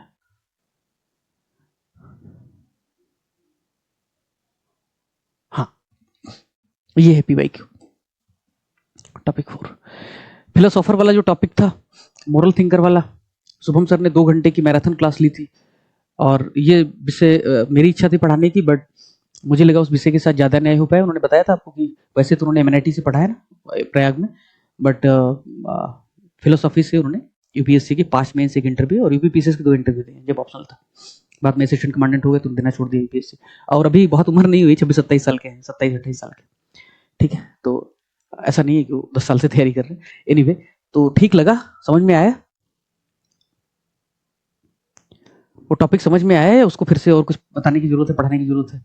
कोई थिंकर या किसी का कंट्रीब्यूशन या कोई आपके सब्जेक्ट के पर्सपेक्टिव में कुछ छूट गया हो तो बता देना, अदरवाइज मेरे हिसाब से तो ठीक ही पढ़ाया होगा। तो देखो भाई, सवाल पूछा है साल 2023 में इमोशनल इंटेलिजेंस पे कि सुशासन और प्रशासन के लिए, गवर्नेंस और एडमिनिस्ट्रेशन के लिए भावनात्मक बुद्धिमत्ता जो है, इमोशनल इंटेलिजेंस जो है, उसकी भूमिका क्या है, स्पष्ट कीजिए। तो प्रशासन में, अच्छा ठीक है करवा देंगे, 4-5 ही तो है। तो गवर्नेंस में, एडमिनिस्ट्रेशन में भावनात्मक बुद्धिमत्ता क्यों महत्वपूर्ण है? भावनात्मक बुद्धिमत्ता वैसे तो निजी संबंधों में, सार्वजनिक जीवन में, पर्सनल लाइफ में हर जगह महत्वपूर्ण है, लेकिन जब आप गवर्नेंस कर रहे हैं, भारत में गवर्नेंस कर रहे हैं, उत्तर प्रदेश में प्रशासन कर रहे हैं, तब आपको डाइवर्सिटी से सामना बहुत ज्यादा करना पड़ता है, आपको विविधताओं से सामना बहुत ज्यादा करना पड़ता है। और विविधता से सामना करने के लिए जो एक बहुत मौलिक गुण होना चाहिए वो है धैर्य, वो है सहिष्णुता, वो है एक्टिव लिसनिंग, वो है बेहतर कम्युनिकेशन। अदरवाइज डाइवर्सिटी को आप झेल नहीं पाओगे, ठीक है ना। और ये सब इमोशनल इंटेलिजेंट व्यक्ति की गुण है। डेनियल गोलमैन का आपने एग्जांपल दिया, और फिर आपने बताया कि इमोशनल इंटेलिजेंस में क्या होता है, और फिर आपने बताया कि क्यों सुशासन के लिए, बेहतर गवर्नेंस के लिए क्यों अनिवार्य है। ये मॉडल आंसर है, इसलिए सीधे बात करने की बजाय कई बार बताना पड़ता है भाई ये है, ठीक है। तो फिर आप बताइए कि गुड गवर्नेंस के लिए इमोशनल इंटेलिजेंस क्यों है बेहतर, जरूरी, सिन क्वा नॉन क्यों है? तो पहला कि भाई अगर आप एम्पैथी वाले व्यक्ति हैं, अगर आपके भीतर समानुभूति है, अगर आप किसी की पीड़ा को देखते हैं, समझते हैं, तो उसका निदान करने की कोशिश करते हैं, उसको संबल बंधाते हैं, तो निश्चित तौर पर उस जनता का ट्रस्ट आप पे अपने आप बढ़ जाता है, कम्युनिटी पार्टिसिपेशन, कम्युनिटी कॉपरेशन अपने आप ज्यादा बेहतर होने लगती है, तो आप सुशासन कर पाते हैं। और कॉन्फ्लिक्ट मैनेजमेंट, आप ऐसी जगह पोस्टेड हैं जहां रोज दो ग्रुप के युवा नेता झंडा लेकर के अलग अलग रंग का आपस में टकरा जाते हैं। रोज होता है, रोज पत्थरबाजी होती है। गोली थोड़े चला सकते हो हमेशा आप। तो फिर आपको क्या करना है? दोनों के जो छटे हुए बदमाश हैं उनको मैनेज करना है। मान लो रोज दंगा नहीं भी होता है।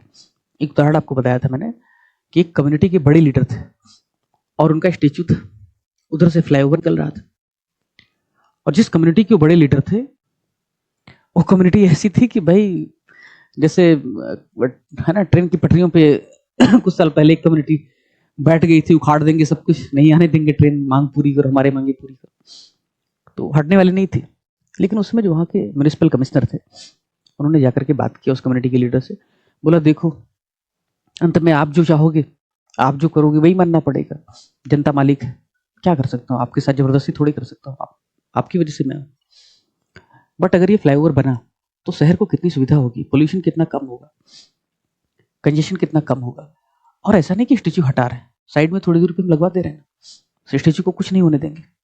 ऐसी टेक्नोलॉजी आ गई, प्रॉपर डेमोन्स्ट्रेशन किया टेक्नोलॉजी का, ऐसे ऐसे करना है, कुछ भी नहीं आएगा, पता भी नहीं चलेगा, रातों रात सब एडजस्ट हो जाएगा, मस्त हो जाएगा, कोई दिक्कत नहीं। और प्रॉपर उसके लिए एक बड़े नेता को बुलाएंगे जो उद्घाटन करेगा अपना मस्त। लोग मान गए आसानी से।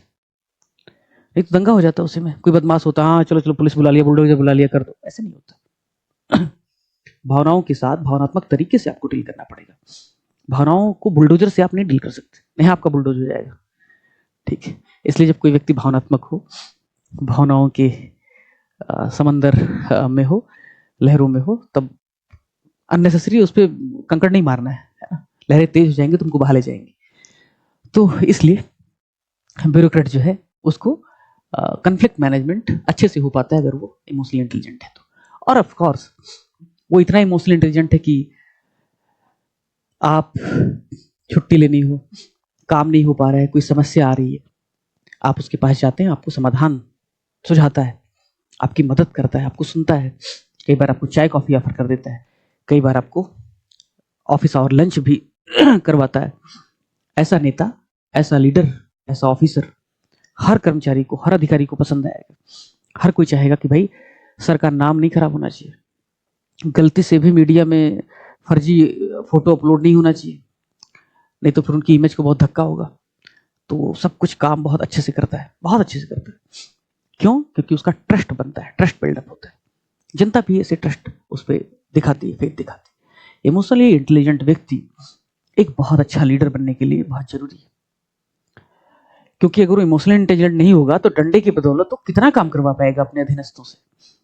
भाई 10 से 6 तुम स्कूल में तो बुला लोगे, लेकिन स्कूल में बच्चों को पढ़ा रहा है या वो स्वेटर बीन रहा है, या वो चैट कर रहा है, या शादी के लहंगे फ्लिपकार्ट से देख रहा है, कहाँ से जो भी होता है, या पुरुष है तो शेयर मार्केट में लगा हुआ है दिन भर, या दोस्तों के साथ शाम को कहाँ जाना है इसके लिए योजना बना रहा है, नहीं कर पाएगा।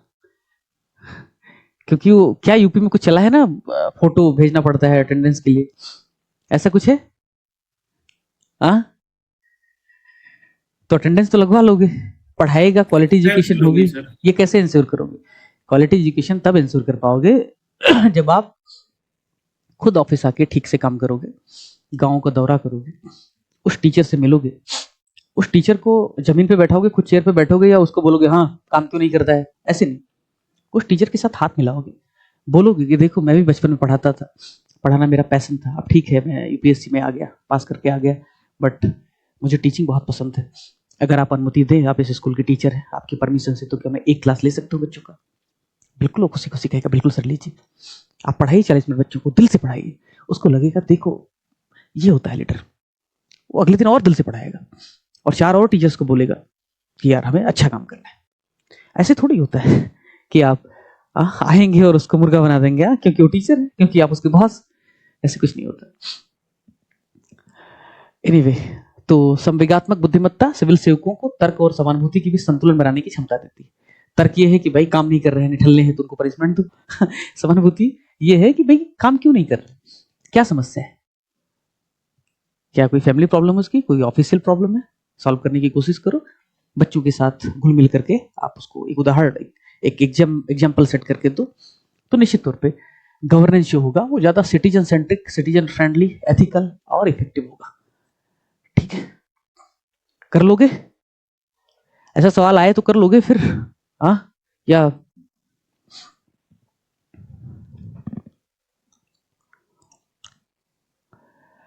संवेगात्मक बुद्धिमत्ता से आप क्या समझते हैं, इसके आयामों पर चर्चा कीजिए। अरे भाई क्या समझते हैं, डेफिनेशन दे दो। आयाम मतलब इसके क्या क्या डायमेंशन होते हैं, ठीक है, इसमें क्या क्या चीजें होती हैं लिख दो, बताइए आपको। ठीक, उसको शास्त्रों की भाषा में लिख देने का, इतना कुछ कॉम्प्लिकेटेड नहीं।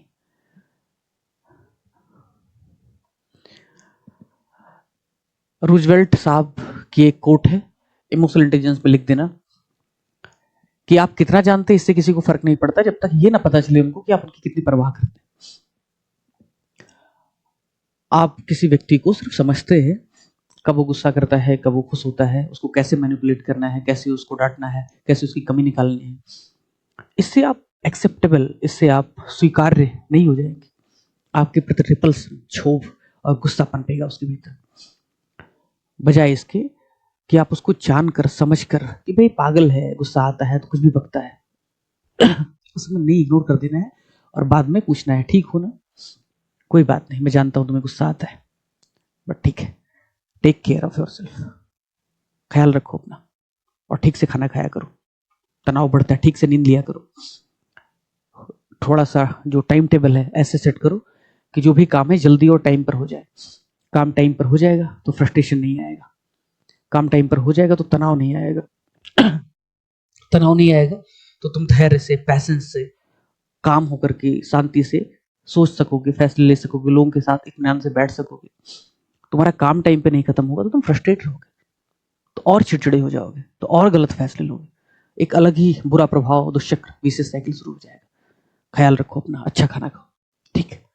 तो इस तरह से जब आप उसका केयर करोगे तो निश्चित तौर पे उसका फेथ आप पे और पनपेगा, फिर ठीक है। यही तो चाहिए जीवन में, दुनिया में अंत में और क्या चाहिए? लोग आपको पसंद करें। दुनिया में जितने भी बड़े लोग हैं उनकी एक ही कामना होती है, वो रूल करें। रूल मतलब क्या? शासन मतलब क्या? शासन मतलब उनकी विचारधारा में आस्था, उनकी बातों में, उनके विजन में आस्था, और क्या है? अंत में लीडर का मतलब क्या है कि वो जो करना चाह रहे हैं लोग कर रहे हैं उसको, और डंडे की बदौलत तो होगा नहीं, वो लोगों के मन में आपको बैठना पड़ेगा। उसके लिए इमोशनल इंटेलिजेंस से बेहतर कोई तरीका है नहीं। आपका रूल वगैरह ठीक है अपनी जगह पे।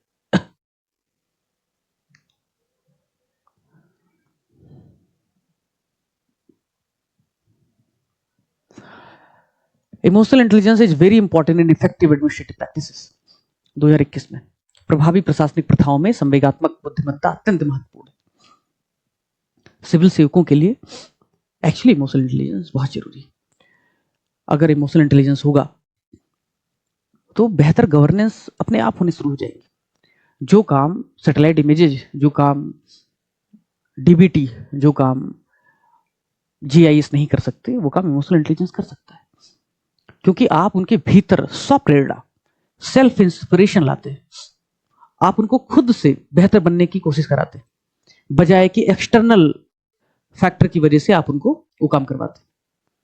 नागरिक जो सिटीजन है, जो आपका मालिक है, जो आपका कर्मचारी नहीं है, आपका सबऑर्डिनेट नहीं, आपको दबाव में उसे कोई काम नहीं करवा सकते। कम्युनिटी पार्टिसिपेशन किसी भी दुनिया के किसी भी डेमोक्रेसी में, किसी भी गवर्नेंस में, अगर आपको देखना है कि गवर्नेंस और डेमोक्रेसी कितनी बेहतर है, तो आप देखिए वहां पे कम्युनिटी पार्टिसिपेशन कितना है, जनता कितना पार्टिसिपेट करती है। और जनता का पार्टिसिपेशन बिना जनता का भरोसा जीत नहीं हो सकता, और उस भरोसा को जीतने के लिए इमोशनल इंटेलिजेंस एक अच्छा टूल है। तो जो प्रभावी प्रशासनिक प्रथा है उसमें संवेगात्मक बुद्धिमत्ता अत्यंत महत्वपूर्ण क्यों है?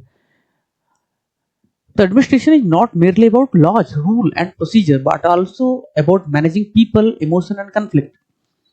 यानी कि जो प्रशासन है वो केवल कानून, नियम और प्रक्रियाओं तक सीमित नहीं है, बल्कि लोग, भावनाएं और संघर्षों का जो भी कन्फ्लिक्ट है उनका सही प्रबंधन करने से संबंधित है। इसको मैनेज किए बगैर आप एडमिनिस्ट्रेशन नहीं कर सकते। तो बेहतर एडमिनिस्ट्रेटिव प्रैक्टिसेस में, अच्छे प्रशासन में एआई की क्या भूमिका हो सकती है? खुद को जानना है, खुद को मैनेज करना है, बेहतर सर्विस डिलीवरी के लिए आप दूसरों की समस्याओं को समझना है। मजबूरी ये है कि आपको सिविल सर्विसेज की बात कर रहा है तो सिविल सर्वेंट की एग्जांपल देने ही पड़ेंगे, और वो भी थोड़े फेमस है उनका। कन्फ्लिक्ट रेजोल्यूशन, अपनी टीम को मोटिवेट करना है, मोराल को बढ़ाए रखना है।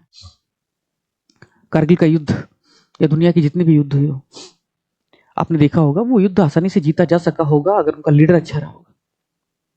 ठीक है, ऐसे कमांडर जो ज्यादा अपनी टीम को समझते हैं, ज्यादा उनका मोराल बढ़ा सकते हैं, वो आसानी से फतेह कर पाते हैं चीजों को। जितने भी बड़े कमांडर्स के बारे में आपने सुना होगा, देखा होगा। बिल्कुल भाई, बिल्कुल कर सकते हो, लेकिन कई बार होता है ना कि अगर एथिक्स का पेपर है, इमोशनल इंटेलिजेंस पे सवाल है, तो आप वहां पे डायरेक्टली यूज कर सकते हैं। अगर गवर्नेंस को कहते हुए कैसे बेहतर किया जा सकता है, तो उसमें एक पॉइंट आप डाल सकते हैं, क्योंकि आप डालते ही हैं कि सरकार उनको मिड टर्म करियर ट्रेनिंग दे रही है।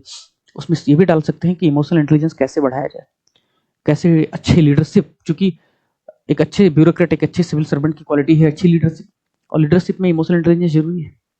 तो आप वहां पे वो पॉइंट डाल सकते हो, बट एक पॉइंट कोई, किसी एक क्वेश्चन में, हर क्वेश्चन में। आपको बताया ही था कि के विजय कुमार का एग्जाम्पल आप लोगों ने देखा, वो मूवी सॉरी सीरीज वीरप्पन वाला, नेटफ्लिक्स वाला। के विजय कुमार ने एक तरफ तो वीरप्पन की जितनी भी गैंग थी उनके साथ बहुत सख्ती की, रसद का कट ऑफ कर दिया। दूसरी तरफ जो अपनी टीम थी, जो उनके साथ पुलिस ऑफिसर्स काम कर रहे थे, उनको बोला कि मैं रिस्पॉन्सिबिलिटी लेता हूं, मैं डील करूंगा जो भी हायर अथॉरिटीज है, तुम्हें कुछ नहीं होगा। ह्यूमन राइट के वायलेशन की समस्या अगर होगी, हालांकि अच्छी बात नहीं ह्यूमन राइट का वायलेशन, लेकिन ये अपनी टीम को आपको एश्योरेंस तो देना पड़ेगा कि मैं हूं ना। अदरवाइज जो सोचे कि भाई मुझ पर केस हो जाएगा, सस्पेंड हो जाऊंगा, तो क्यों करेगा फिर वो, एक्शन क्यों लेगा, रिस्क क्यों लेगा। डेनियल गोलमैन की कोट से खत्म कीजिए, leadership at Daniel Goleman state, leadership is not domination. Leadership का मतलब ये थोड़ी है कि आप डंडा लेकर के हमेशा, हाँ Shrikant, don't be a minimum guy, but the art of persuading people to work toward a common goal. कोई भी एक एजेंडा, कोई भी एक काम है, उसको किस तरह से साझा प्रयास करके हम अच्छे से कर सकते हैं, ये leadership, this is what the leadership is. अब मुझे नहीं लगता है कि वही सवाल बार बार रिपीट कर रहा है, ऐसे लगता है पेपर सेटर, भाई एथिक्स का सवाल मुझसे बनवा लो ना। पेपर सेटर को समस्या ये हो रही है कि वो दाएं बाएं भटक ही नहीं सकता, वही सवाल कैसे यूज करोगे, कैसे यूज करोगे, कैसे यूज करोगे, है ना। तो आप एथिक्स का जो पेपर भी बनाया है, पर्चा बनाया है टेस्ट के लिए, वो क्वेश्चन आपको उपलब्ध करा दूंगा। जो लोग नहीं भी उसमें पार्ट, जैसे ऐसे कल ऐसे का सेशन है, ऐसे के सेशन के लिए भाई जो अपनी परीक्षा में उनका इवेल्यूएट हो जाएगा, बट बाकी लोग लिख तो सकते हो। ब्रेनस्टॉर्मिंग करने में, लिखने में क्या दिक्कत है, कल उस पर चर्चा कर लेंगे, और आपको मॉडल आंसर भी अब देंगे, पहले भी कहा है कि दे दिया करेंगे। 15-20 ऐसे करवा दिया, अब नहीं दिया, दे देंगे आगे। मॉडल आंसर क्या है ना कि जब आप डिस्कशन करते हैं, रेसा रेसा लगाते हैं, तर्क करते हैं, तो आप सीखते हैं। मॉडल आंसर आज के चैट जीपीटी के जमाने में हर कोई मॉडल आंसर दे रहा है। मॉडल आंसर से क्या होगा, मैं मॉडल आंसर दूंगा, ऑफकोर्स मुझे लिखना है, मैं खुद के लिख के ही दूंगा, इसलिए लिख के दूंगा कि वो मेरे अपने तर्क जो मैंने पढ़ा है, सीखा है, समझा है। चैट जीपीटी एग्जैक्टली मेरी भावनाओं को, तर्कों को, मेरे आर्गूमेंट को कैसे समाहित करेगी। एक तरीका मैं निकाल रहा था कि जब डिस्कशन हो रहा होता है तब उसमें वो ट्रांसक्रिप्ट लिख करके आता है, अगर वो आ जाएगा तो समराइज करवा देंगे इसे। ठीक है, तो आप प्रैक्टिस तो करो। ऐसे जो भी क्वेश्चंस हैं, पिछली बार भी कह रहा था, इस बार उतना नहीं कह रहा हूं, तो लोग कहेंगे कि बार बार आत्ममुग्ध है, लेकिन पिछली बार भी क्वेश्चन आंसर की बुकलेट से जब सवाल हिट हुए, उसके पीछे कारण था कि एनालिसिस करके तब क्वेश्चन बनाया था। GS6 का कंपाइलेशन अभी आपको मिलने जा रहा है, ऑलरेडी काम पे लग गए लोग। GS6 का PYQ का मॉडल आंसर आज रात ही मोस्टली या कल सुबह तक, GS3 का PYQ मॉडल आंसर कल दोपहर तक, और GS6 का जो क्वेश्चन आंसर बुकलेट आपका पूरा सिलेबस पूरा हो चुका है, GS6 का टेस्ट भी हो चुका है। तो जो भी अग्नि परीक्षा के सवाल थे, जो भी आपके भगीरथ में टेस्ट हुआ उसका, कुछ और सवाल, लगभग 60-70 सवाल आपको मिल जाएंगे। और मोस्ट प्रोबेबली पिछली बार 60% के आसपास सवाल आपको सीधे देखने को मिले थे। मतलब खुद मुझे भी नहीं लगता है कि ऐसे कैसे।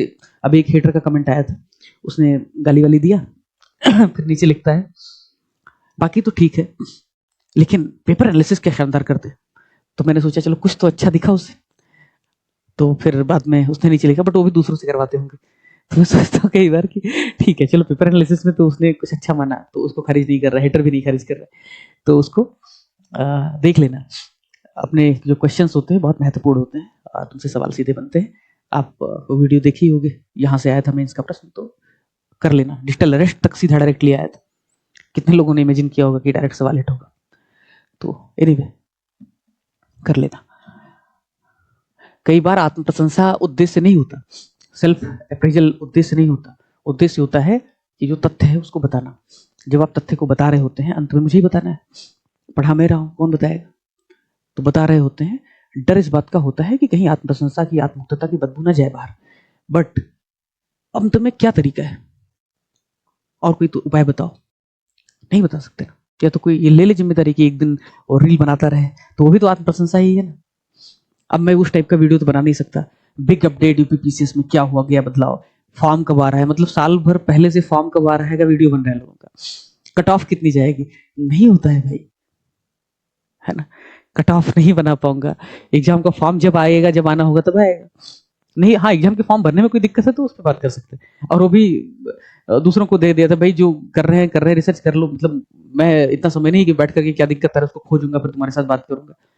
तो जो भर रहे हैं फॉर्म वो प्रॉब्लम शेयर करें, इसलिए मंच आपको दे दिया, आपस में डिस्कस करते रहे आपने उस वीडियो पे। तो वैसे वीडियो से बनते नहीं, लेकिन जो काम कर रहे हैं उसको तो बताना पड़ता है। ठीक है, अब एक सवाल ये, संवेगात्मक बुद्धिमत्ता एआई के मुख्य घटक क्या है, ये आप कर लोगे। वही बातें हर कोई लिखेगा, कुछ आप अलग नहीं लिख पाओगे। आप ज्यादा से ज्यादा 2-4 नाम लिख दोगे, गोलमैन साहब की किताब का नाम रट लोगे, वो लिख दोगे। क्या इन्हें सीखा जा सकता है, स्पष्ट कीजिए। अब तक की हुई बातचीत से आपने क्या सीखा, कि क्या एआई को सीखा जा सकता है? Yes sir. कैसे? खुद की आवाज, हाँ, कैसे सीखा जा सकता है? सेल्फ अवेयरनेस, योगा वोगा करके आ सकती है। किताबी बात मत बताओ, अपने कैसे अंदर कैसे झांके। सीखोगे, बताओ टू द पॉइंट। कोई गलती अगर हुई है पास्ट में, या कोई घटना हुई है जिसपे हमने ओवरली रिएक्ट किया है, अच्छा, तो अगर उस पे लगे कि हाँ मतलब इस टाइप की रिपीटिशन नहीं होना चाहिए, अच्छा, सिमिलर सिचुएशन में अगर हम दोबारा पढ़ते हैं। अच्छा, यानी कि अपने बारे में जो कुछ भी है उसको समझ करके और फिर आगे हम उसे, तो ये एक हिसाब से पैचअप नहीं हुआ, फिक्स हमने किया, मतलब मैनेजमेंट कैसे हुआ? नहीं, मैं गलती को मैनेजमेंट सुधारना मतलब एक हम बात है, सीख रहे हैं इंप्रूवमेंट एक बात इमोशनल है, इंटेलिजेंस। सीखने के लिए सबसे पहली जरूरी चीज है आपको एग्जैक्टली प्रॉब्लम बताओ। आपने जो कहा वो सही कहा, लेकिन वो थोड़ा सा और मेटा लेवल पे जाना है।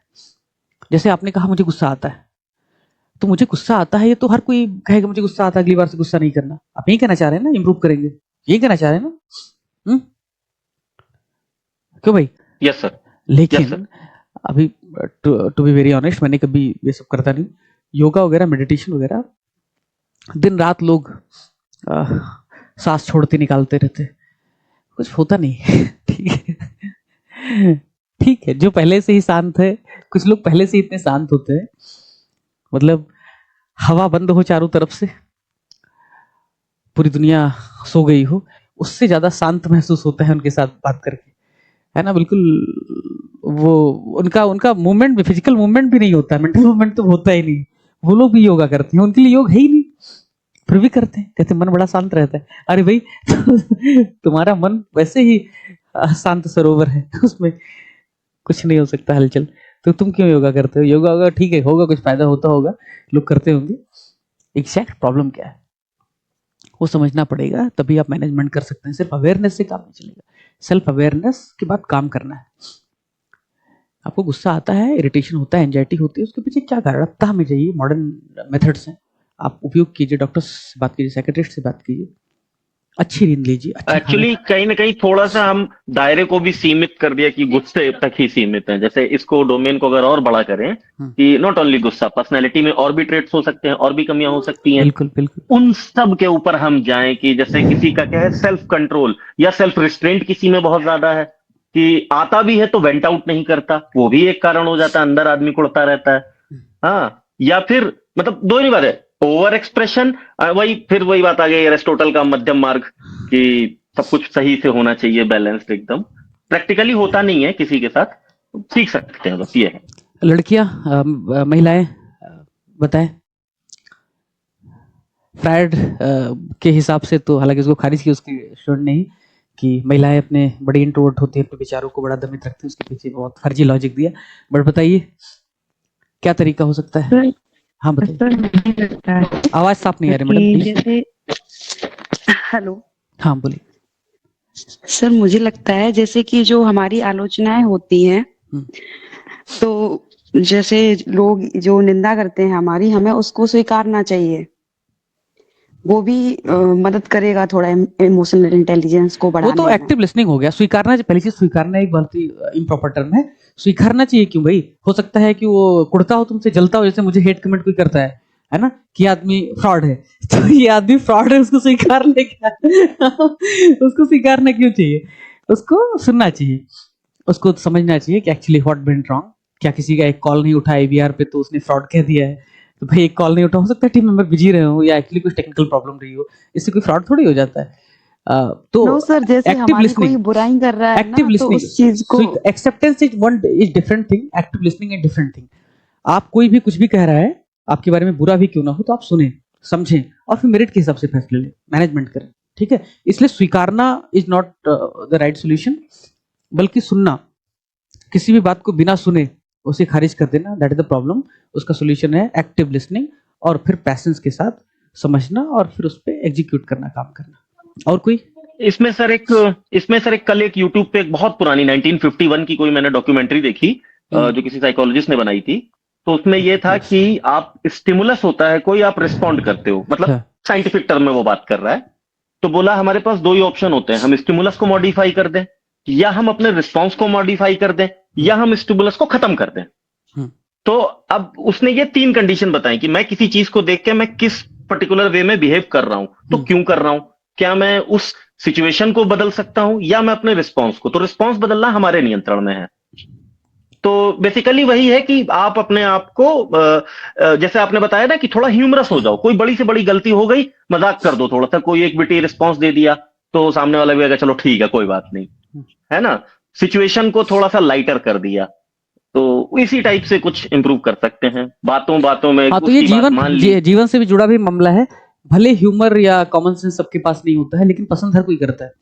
कोई ऐसा व्यक्ति सामान्यतः बहुत कम होता होगा जो ह्यूमर को पसंद ना करे। भले ह्यूमर सब में ना हो, बट ह्यूमर पसंद लगभग मोस्टली लोग करते ही करते हैं।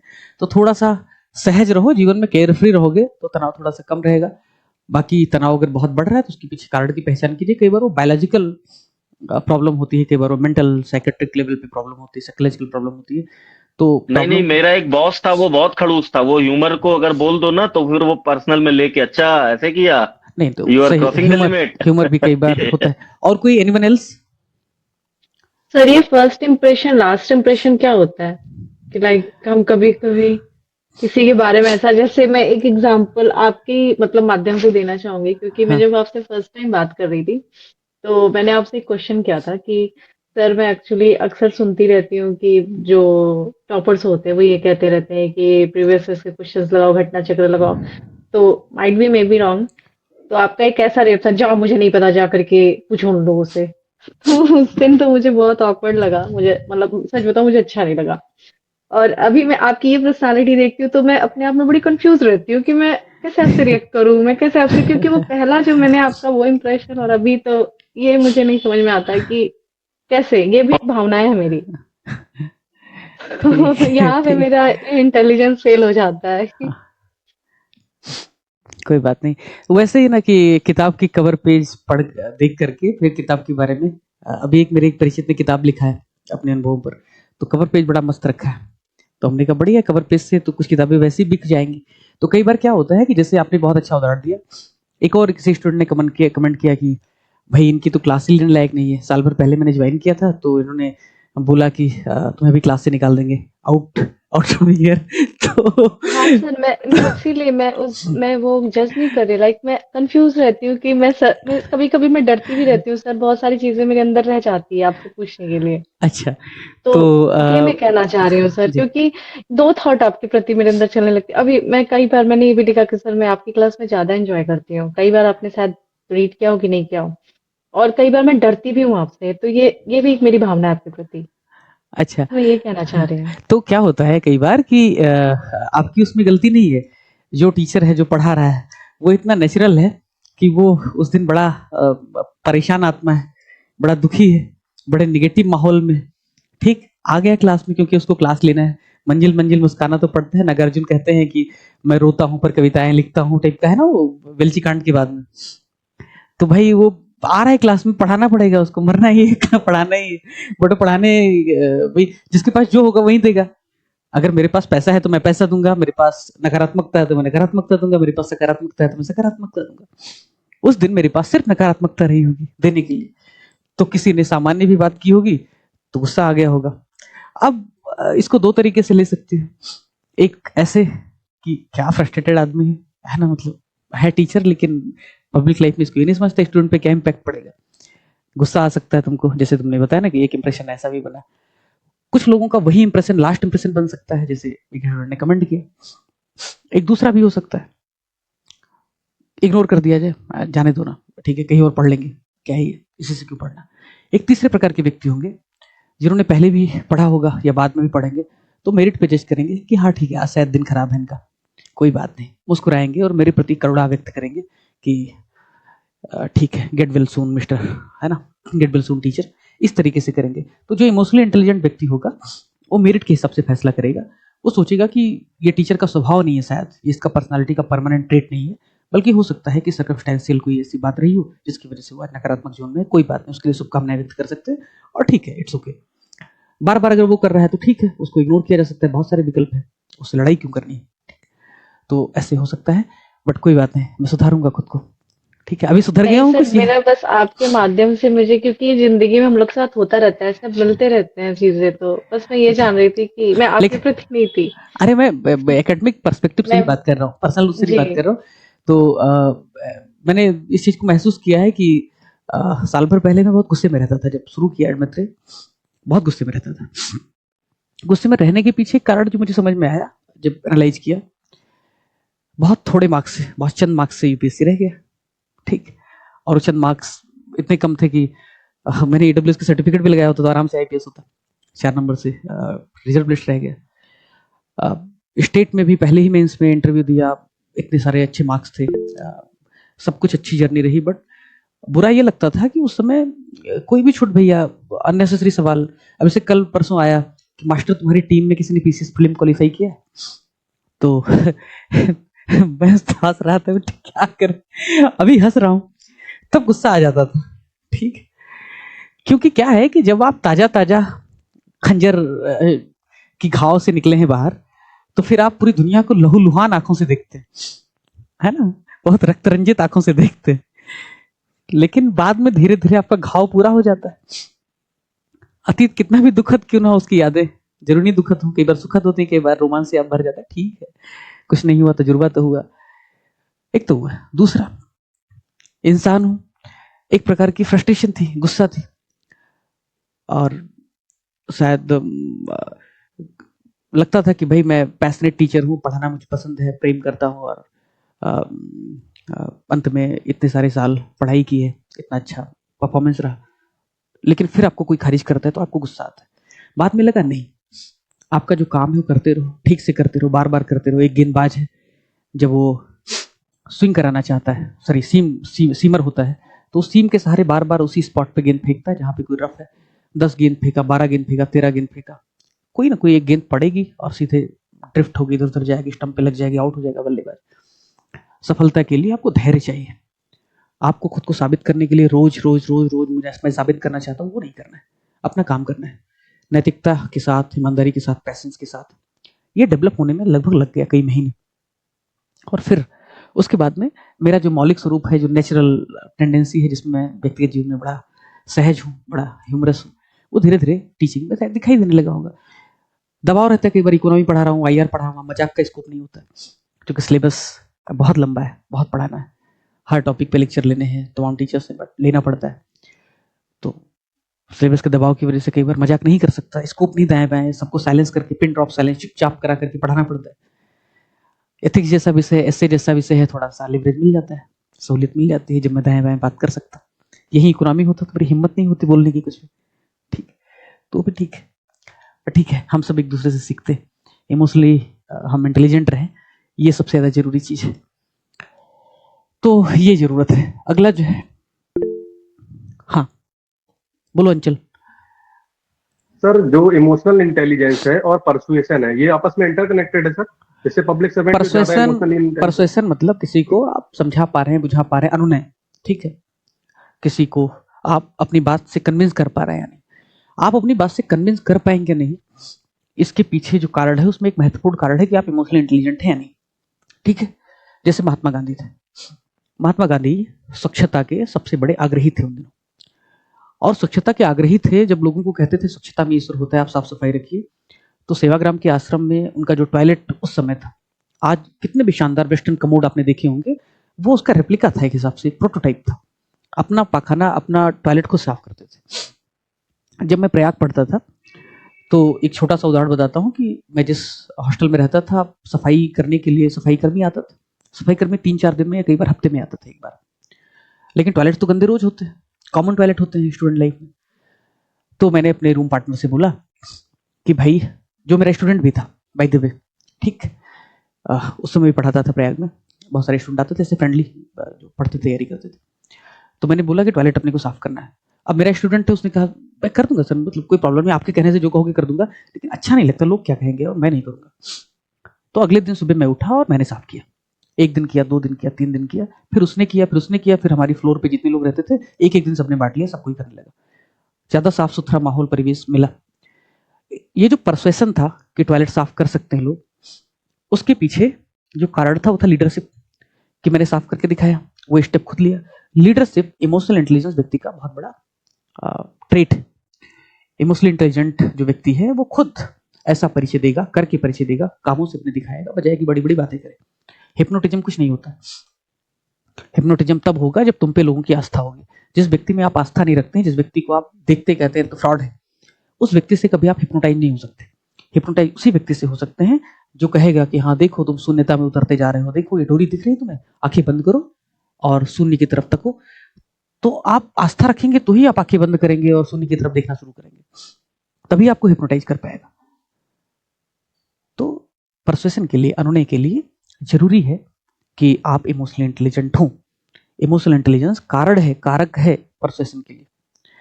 नरेंद्र मोदी जी ने, प्रधानमंत्री ने जो स्वच्छता अभियान चलाया, स्वच्छ भारत अभियान चलाया, आपने देखा उन्होंने बहुत सारी चीजें, खुद झाड़ू लगाना है, बहुत सारे प्रोग्राम, बहुत सारे नज मेथड, बहुत सारे व्यवहारिक तरीके, वो सब क्या है? लीडरशिप है। अदरवाइज तो सरकार स्कीम निकाल देती है और स्कीम चलती रहती है, ठीक है ना। तो किसी के साथ भी परसुएशन अगर करना है तो जरूरी है कि आप एआई का उपयोग करें। क्या इसे विकसित किया जा सकता है? बिल्कुल किया जा सकता है। कैसे करोगे? Active listening. कहां गया अभी? हाँ, सुनना सीखो। आपने सुना है वो कि अच्छा जो रिसीवर होता है वो अच्छा एमिटर होता है ना? ब्लैक बॉडी वाला कॉन्सेप्ट फिजिक्स के लोग जानते होंगे, है ना भाई? Yes sir. हाँ, तो अच्छा जो लिसनर होगा, चांसेस हैं कि वो अच्छा ओरेटर होगा। अच्छे ओरेटर होने के लिए अच्छा लिसनर होना जरूरी है। आप पिक ही नहीं कर पाओगे कि समाज में क्या चल रहा है, आप लोगों की भावनाओं की सूक्ष्मता को जान ही नहीं पाओगे, आप अनुभव से सीख ही नहीं पाओगे। आपने अक्सर सुना होगा, मेरी सामान्य बातचीत में मैं अपने किसी मित्र का परिचय देता हूँ, ठीक उसी तरह जैसे ओशो मुल्ला नसरुद्दीन की का उदाहरण दिया करते थे, हर दूसरी बात को मुल्ला नसरुद्दीन के नाम पे चेप देते थे। तो मुझे नहीं पता, ओशो तो खैर मजाक उड़ाते हैं लोग उनका, उस समय हंसते थे कि जैसे मुल्ला नसरुद्दीन आया तो हंसना शुरू कर देते थे। बट एक्चुअली में मैं जब लोगों के साथ बैठता हूँ तो उनके कुछ किस्से, और खास करके ऐसे लोगों के साथ बैठता हूँ जो बहुत उम्रदराज है, तो उनके जो किस्से होते हैं, उनके जो अनुभव होते हैं, बहुत विजुलाइज करने का अवसर मिलता है, बहुत कुछ समझने का अवसर मिलता है, अनुभव बहुत समृद्ध होता है। उनके सामने मैं चपर चपर ज्यादा नहीं करता। क्लास में ठीक है, बोलना मेरा पेशा है, सुनना तुम्हारी मजबूरी है, बट वहां पे उनको सुनना, उससे बहुत बहुत जीवन समृद्ध होता है। तो एक्टिव लिसनिंग करते हो तो आपको हो सकता है आपका जीवन अनुभव और आपके भीतर जो ट्रेट्स वो ज्यादा डेवलप हो पाएंगे। एक्टिव लिसनिंग से आप अपना ईआई इंप्रूव कर सकते हैं। और एम्पैथी, जब तक सामने वाले के पीड़ा का, जब तक सामने वाले की पीड़ा, जरूरी नहीं कि एम्पैथी का मतलब सिर्फ पीड़ा नहीं होता, उसकी स्थिति भी तो हो सकती है, उसकी स्थिति भी हो सकती है। जैसे कहते हैं कि भाई ना अमीरी छुपती है ना गरीबी छुपती है, ठीक। अब कोई व्यक्ति है, अचानक से बड़ी महंगी महंगी घड़ी बांधना शुरू कर दिया, अचानक से उसने कानों में 2-2 झुमके पहनने शुरू कर दिए, रोज चप्पल बदल रहा है, वो भी बहुत प्राड़ा का चप्पल, है ना, इटली से मंगा करके। आप अगर एम्पैथी वाले हैं तो आप उसको ताना नहीं मारेंगे, बल्कि वो जब लफाजी करेगा, फेंकेगा कुछ, तो आप लिंक करेंगे। अच्छा, तुम्हारा लहजा बता रहा है तुम्हारी दौलत नहीं है। आप उसका विरोध नहीं करेंगे, आप उसके साथ झगड़ा नहीं करेंगे, बल्कि आप उसको देखेंगे और कहेंगे ठीक है, लगता है दौलत आ गई, ठीक है। कोई गरीब है, आपने देखा उसको कि आपके ऑफिस में आया है, उसका जो शर्ट है उसके ऊपर के 3 बटन 3 अलग अलग रंग के, बालों में चांदी उगाई है, चश्मा बस लटक रहा है टूटने की तरफ। आप अगर इमोशनल इंटेलिजेंट होंगे, आप में एम्पैथी होगी, तो आप समझ जाएंगे कि इस व्यक्ति के पास इस पे जो आरोप है कि इसने किसी को ठगा है, इसने कोई फ्रॉड किया है, नहीं कर सकता। किया होता तो बुशर्ट के 3 अलग अलग रंग के बटन नहीं होते। एक परिचित है जिनके यहाँ सीबीआई की रेड हुई, तो जब सीबीआई के अधिकारी उनके, अब उन पे केस तो चल गया भाई, रेड हुई तो हुई, अब केस तो चल गया, लेकिन जब गेस्ट हाउस में उनसे मिला वो सीबीआई अधिकारी, कहा अब तो भाई एक्शन हुआ है आपके खिलाफ, होगा। पर जिंदगी में ऐसा अधिकारी नहीं देखा कि जिसके घर पे 4 अधिकारियों को चाय देने के लिए 4 अलग अलग रंग के कप, 3 अलग अलग रंग के कप है। जिस क्षण मुझे चाय दिया गया, आपके घर में ऑफर किया गया आपकी वाइफ के द्वारा, उस क्षण मुझे लगा कि गलत जगह आ गया। तो कहानी जब मुझे बता रहे थे तो उनकी आंखों में आंसू थे, टपक रहे थे। अब उस स्थिति में मैं क्या बोलूं उनको, नहीं बोल सकता कुछ। लेकिन वो जो सीबीआई का अधिकारी था वो भी मजबूर था, कानून से बंधा था। ईआई उसका अच्छा था क्योंकि एम्पैथी उसको समझती थी। बाकी 3 अधिकारी थे, उनको पता भी नहीं चला होगा, चाय पी लिया होगा और अपने खोजबीन में चालू फाइल बंद भेज दिया, कर दिया। उसको समझा 3 अलग रंग के कप क्यों कोई रखेगा अपने घर में, अगर वो बहुत वेल टू डू होगा, बहुत पैसा वाला होगा, करप्शन करेगा तो रखेगा। किसी को शौक लगता है 3 पुराने कप अलग अलग रंग रखने के लिए? हाँ, नो सर। गरीबी उसके लिए लग्जरी हो सकती है जो 364 दिन 5 स्टार होटल में और बड़े महल में रहता है और एक दिन गरीब के घर जाकर के खाना खाएगा, फोटो खिंचवाएगा, आज फलाने के साथ ये, इससे भारत की असली गरीबी का पता चलता है और मैं उनके साथ हूँ। उस टाइप का पॉलिटिशियन कर सकता है। उनके लिए गरीबों के साथ जाना, गरीबों के घर जाना एक पॉवर्टी टूरिज्म है, दैट इज लग्जरी। कुछ वैसे जैसे साल भर तुम एक बार 5 स्टार में जाते हो, उसके लिए लग्जरी नहीं होगी जो दिन भर गरीबी में रहता है। ठीक है, this is what empathy is, and then you take the decision accordingly. If you have discretion, if you are bound to act, if you are bound by rules, तो फिर you are helpless. You have to work, you have to act accordingly. And some pressure Kaushal, communication skill, जो देखा उसे execute भी किया, उसे convey भी किया, या तो एक्शन में, या तो वाणी में, या अपने विचारों में, हजम करने के स्तर पर आपने उसको ठीक से संप्रेषित भी किया। जरूरी नहीं कि हर बात को जो आपने देखा है, सीखा है, समझा है, उसको बोलना ही। कई बार नहीं बोला जाता, बस समझ लिया, अंडरस्टैंडिंग के लिए होता है। कई बार एक्शन के लिए होता है। जैसे आप ही अधिकारी बने, किसी टीचर पर आरोप है कि इसने पैसे खाए हैं मिड डे मील का, आप जांच करने गए, एक अधिकारी है, कल 19 सवाल टेस्ट में डाल दिए थे, केस स्टडी नहीं डाल पाया था, जो केस स्टडी भी प्रैक्टिकल डालना चाहता था, दिमाग उसमें जोन में था नहीं, भी डाल दूंगा उसको भी। तो केस स्टडी मान लो ऐसे ही, आप एक अधिकारी हैं, आपको एक जांच कमेटी का अध्यक्ष बनाया गया है। उस मामले में आरोप ऐसा है कि एक महिला है और वो खाना बनाती है और उसने एक दिन लापरवाही करते हुए बर्तन ठीक से नहीं साफ किए, खाना ठीक से नहीं बनाया और वहां पे कोई जहरीला जंतु पड़ गया जिससे 4 बच्चों की मौत हो गई, 10 बीमार हो गए गंभीर रूप से। अब उसको गिरफ्तार कर लिया गया है। वो कहती है वो निर्दोष है, उसने कुछ नहीं किया है, कोई तो भी साजिश हुई है। अगर उस पर आरोप तय होता है, उसको जेल भेजा जाता है, उसका गरीब परिवार वैसे ही बहुत गरीब है, मुसीबत में आ जाएगा। काफी कुछ आपकी रिपोर्ट पर निर्भर करता है। वो कहती है कुछ तो भी साजिश हुई है, स्कूल को, उसको, बाकी लोगों को रंजिश की वजह से बदनाम करने की कोशिश की जा रही है। आपके मन में एक तरफ इमोशन है, एक तरफ उसकी गरीबी देख करके उस औरत का आपको लगता है नहीं बुरी बात है, इसको नहीं फंसाना चाहिए। दूसरी तरफ आप कर्तव्य, एक जांच अधिकारी के रूप में अपने कर्तव्य को निभा रहा है, आपको ट्रांसपेरेंटली सब कुछ फैक्ट फाइंडिंग करना है। आप क्या करेंगे अपने एक्शन में? एम्पैथी, कौन सी एम्पैथी? उसकी गरीबी की, उससे बायस नहीं होना है, बल्कि उसके प्रति जो आपकी एम्पैथी है, उसकी स्थिति, उसकी जो भी वस्तु स्थिति, चाहे वो गरीबी हो, चाहे उसकी फेसियल एक्सप्रेशन हो, चाहे उसका जेस्चर हो, चाहे उसका व्यक्तित्व हो, उन सब की जो फाइंडिंग है, उन सब का जो अंडरस्टैंडिंग है, उसको आपको कोरिलेट करना है अपने फैक्ट के साथ में, इन्वेस्टिगेशन के साथ। तब आप सही यूज कर पाएंगे इमोशनल इंटेलिजेंस का। एम्पैथी का मतलब ये नहीं कि सामने वाले की गरीबी से हाय बाहो बिवल हो जा रहे, भाई ये तो चोर हो ही नहीं सकता। No, not like that. आपको उसको एक तथ्य के रूप में, एक पक्ष के रूप में रखना है और उसको कोरिलेट कर रहा है अपनी बाकी इन्वेस्टिगेशन के साथ। और जहां पे डिस्क्रिप्शन है वहां फैसले आप ले सकते हैं, जहां रूल से आप बंधे हुए वहां कुछ नहीं कर सकते।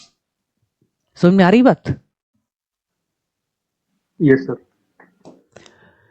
ठीक है, फिर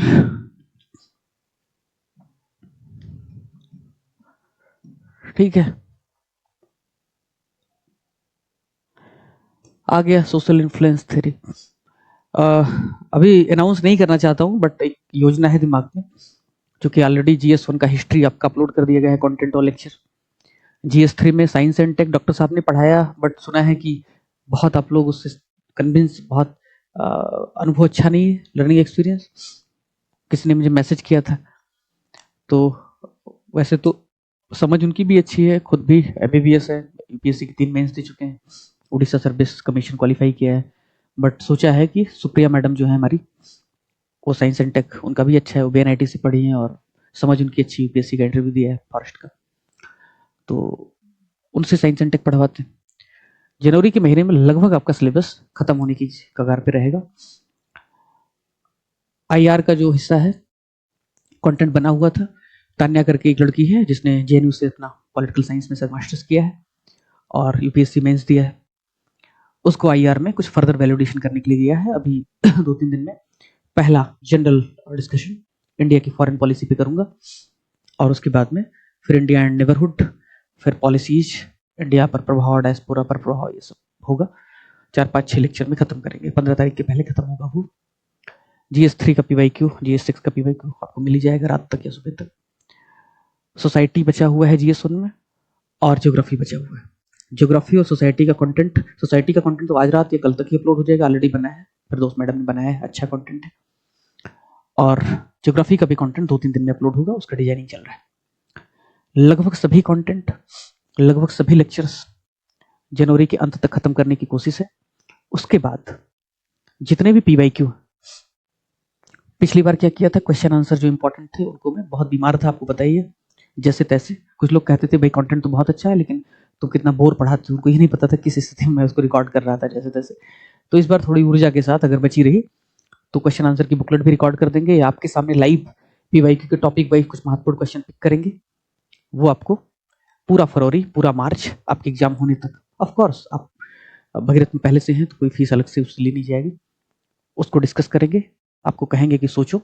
तब तक के लिए मीनवाइल आपकी जो भी क्लासेस है उनको कंप्लीट कर लीजिए, जो भी कंटेंट है उनको कंप्लीट कीजिए, जनवरी तक फाइनल कीजिए।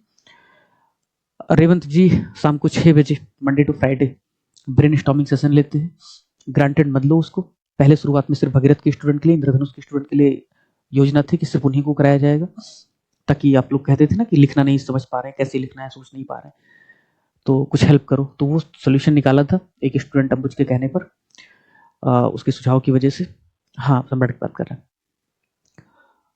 तो बाद में सोचा कि बहुत सारे स्टूडेंट ऐसे हैं जो ठीक है एडमिशन नहीं लिया है बट उनका फेथ है, पढ़ रहे हैं, उनके लिए भी हितकारी हो, अगली बार में देंगे, उसके अगली बार देंगे, तो इसलिए उसको जनरल कर दिया है, पब्लिक कर दिया है। तो उसको 40-45 मिनट का सेशन होता है, अगर आपको दिक्कत है तो उसको ज्वाइन कर सकते हो। सम्राट का शेड्यूल GS6 सम्राट में खत्म हो चुका, 5 सेशन हुए सम्राट में। GS2 और GS4 भी यहाँ खत्म हो रहा है, GS2 GS4 का शेड्यूल अभी उपलब्ध करा देंगे, ठीक। बाकी मिलते रहेंगे, कल किसी और क्लास में मिलते हैं। अभी 9 बजे इंद्रधनुष का सेशन है, जो लोग इंद्रधनुष के स्टूडेंट हैं ज्वाइन कर लीजिएगा, ठीक है। शुभ रात्रि।